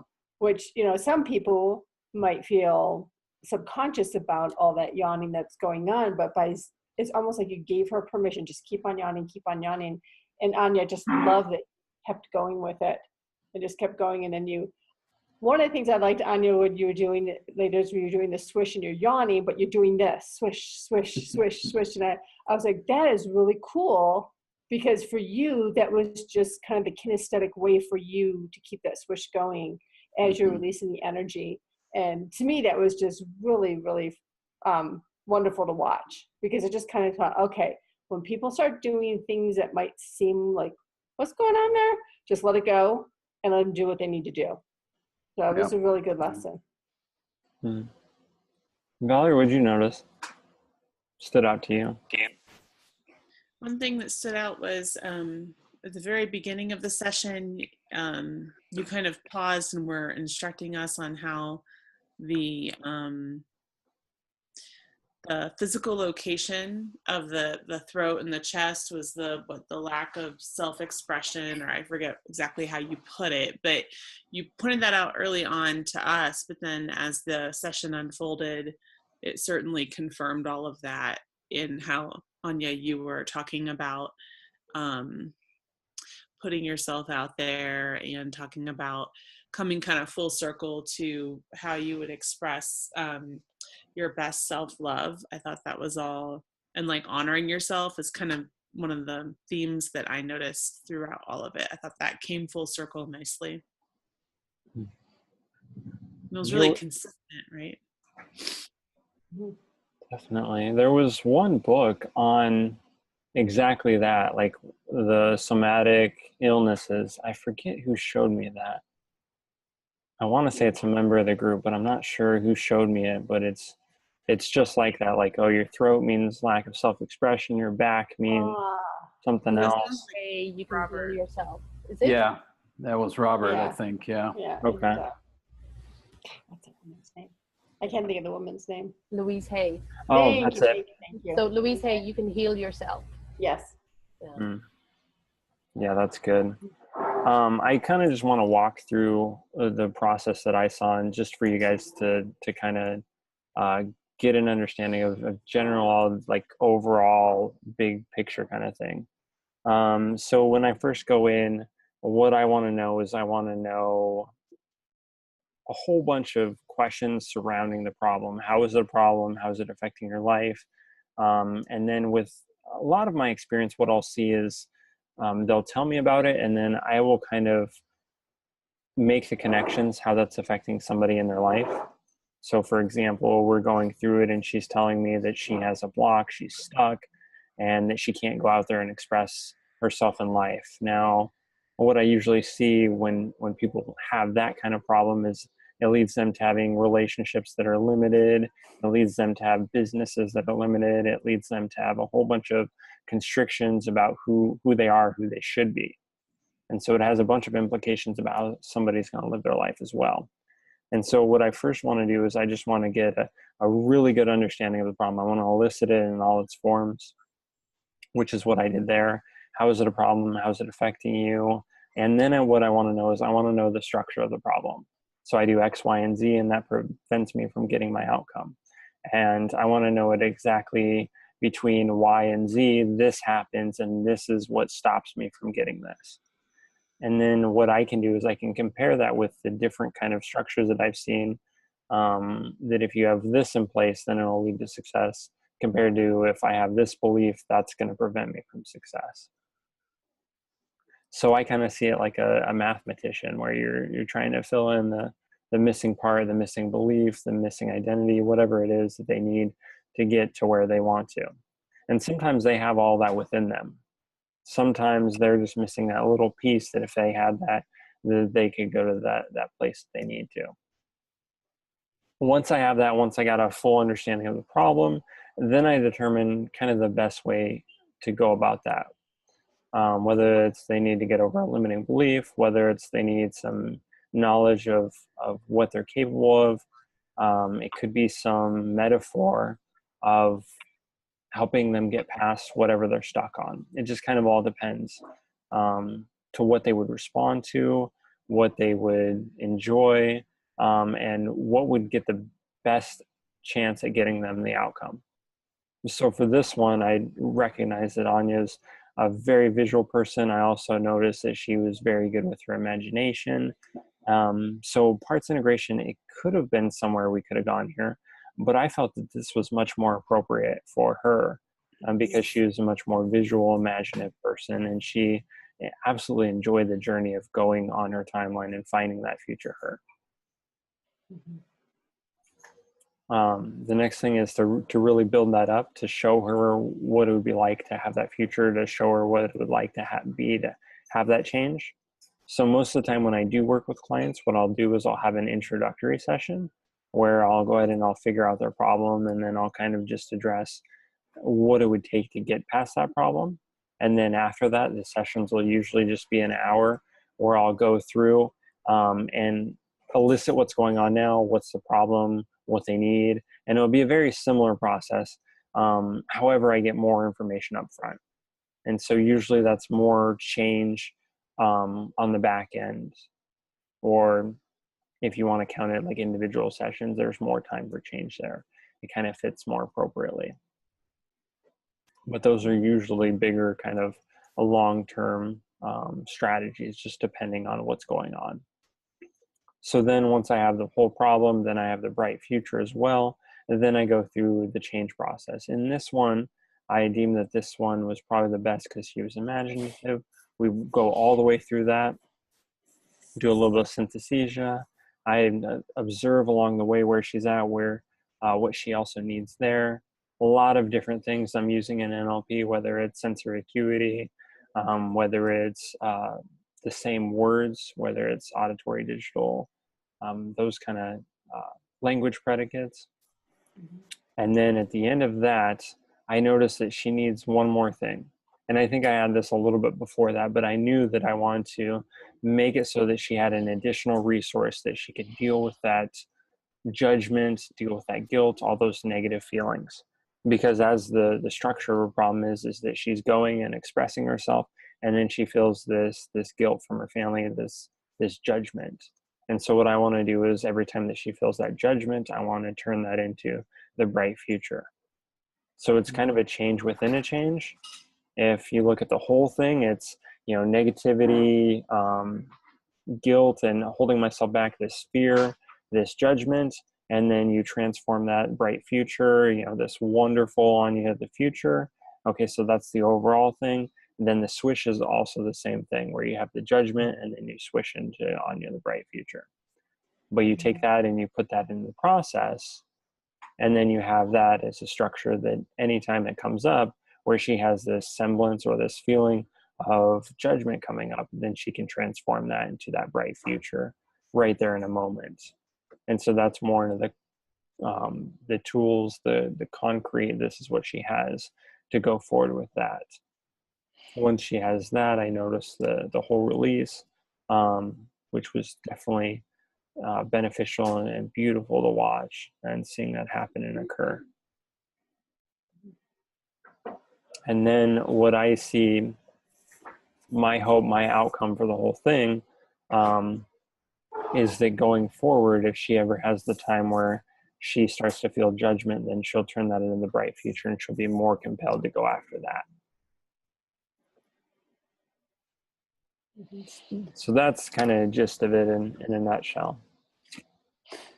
Anya, have you experienced that yet? Just the last part that Shawn was talking about, where you felt the judgment and you are able to turn that into inspiration to move forward? Well, I'll say it in my way and how it's come up. Remember, I am Irish. I'm kind of like, fuck it. Kind of like, well, yeah, you don't like me? Well, moving on, right? Good. And another big shift that I just remembered as well, and this is all sprung from all of this is sprung from the session, is that I used to stop myself from moving forward as well, because I was like, oh, I didn't go to university, I was a hippie, traveled the world, I don't have the level of education, I don't have the whatever. And I had this huge shift just recently, and it's part of this, where it's like, where I want to go, that's only a skill set away. this story I've been telling myself, that doesn't matter. I can learn the skills that I need to learn to get to the level of success that I know that I can get to and want to attain. I can do that. So all that other story that I've been telling myself, it's just fallen away. That's fascinating. It's truly fascinating, and I know that all of this is a stepping stone from the session I had with Shawn. So many things are just like falling into place since that session. I have a level of confidence within myself and a level of solidness that wasn't present there before, and it's very tangible. I can feel it, and it's really cool. So thank you again. That's beautiful. It is beautiful.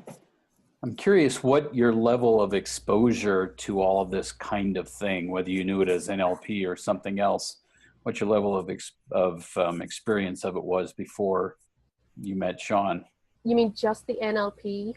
Or this type of thing. I've been involved in personal and spiritual development at a really kind of, I would say, even extreme level. Most people wouldn't go to the extreme levels that I've gone to. For about 25 years. So one of the reasons why I lived all over the world was because I sought out the masters of our time in spiritual and personal development, and I would actually go and study with them, but more importantly, practice with them. So, you know, I just wouldn't go to a meditation retreat and take notes. I would actually sit there 12 hours a day for months on end until I achieved a particular state. You know, so I really dove into it really strongly, and you know, I would go on, you know, lock myself away for retreats for months on end with no exposure to the outside world, and it was it was a pretty intense path, but I was very driven by wanting to know who lay underneath the story that I was telling myself and everybody had been telling me. I wanted to get all of those layers away, you know.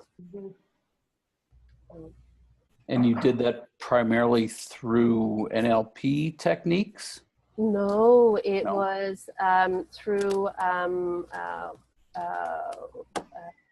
postural integration. Do any of you know the great and late Jack Painter from Mill Valley in California?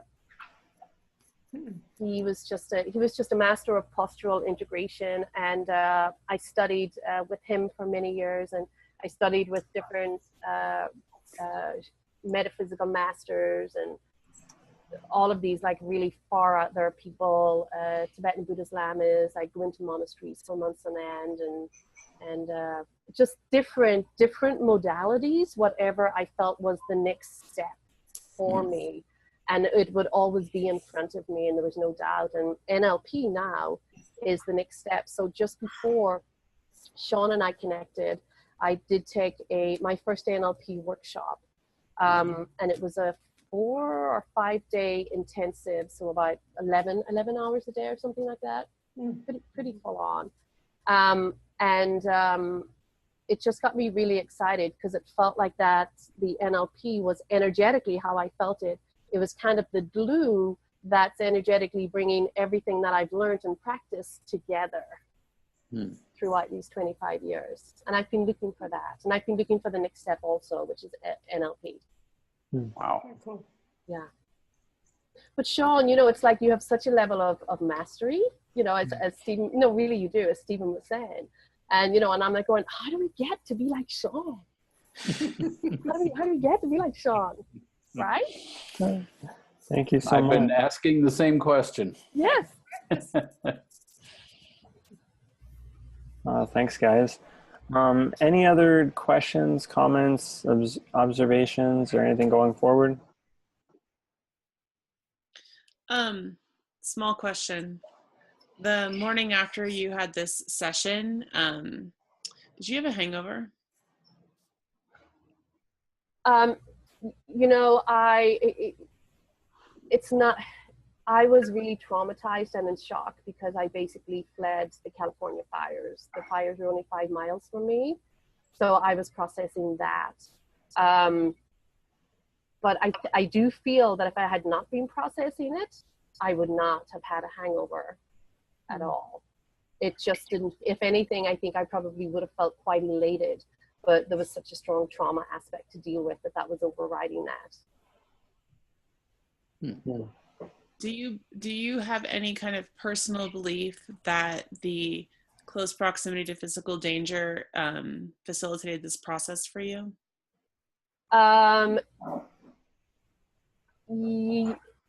Facilitate, you mean made it a little bit easier for me to access?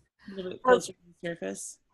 I think I was just ready for the step anyway. That I really do. I think that the trauma definitely made me a little bit more vulnerable, but I think I was so ready for it.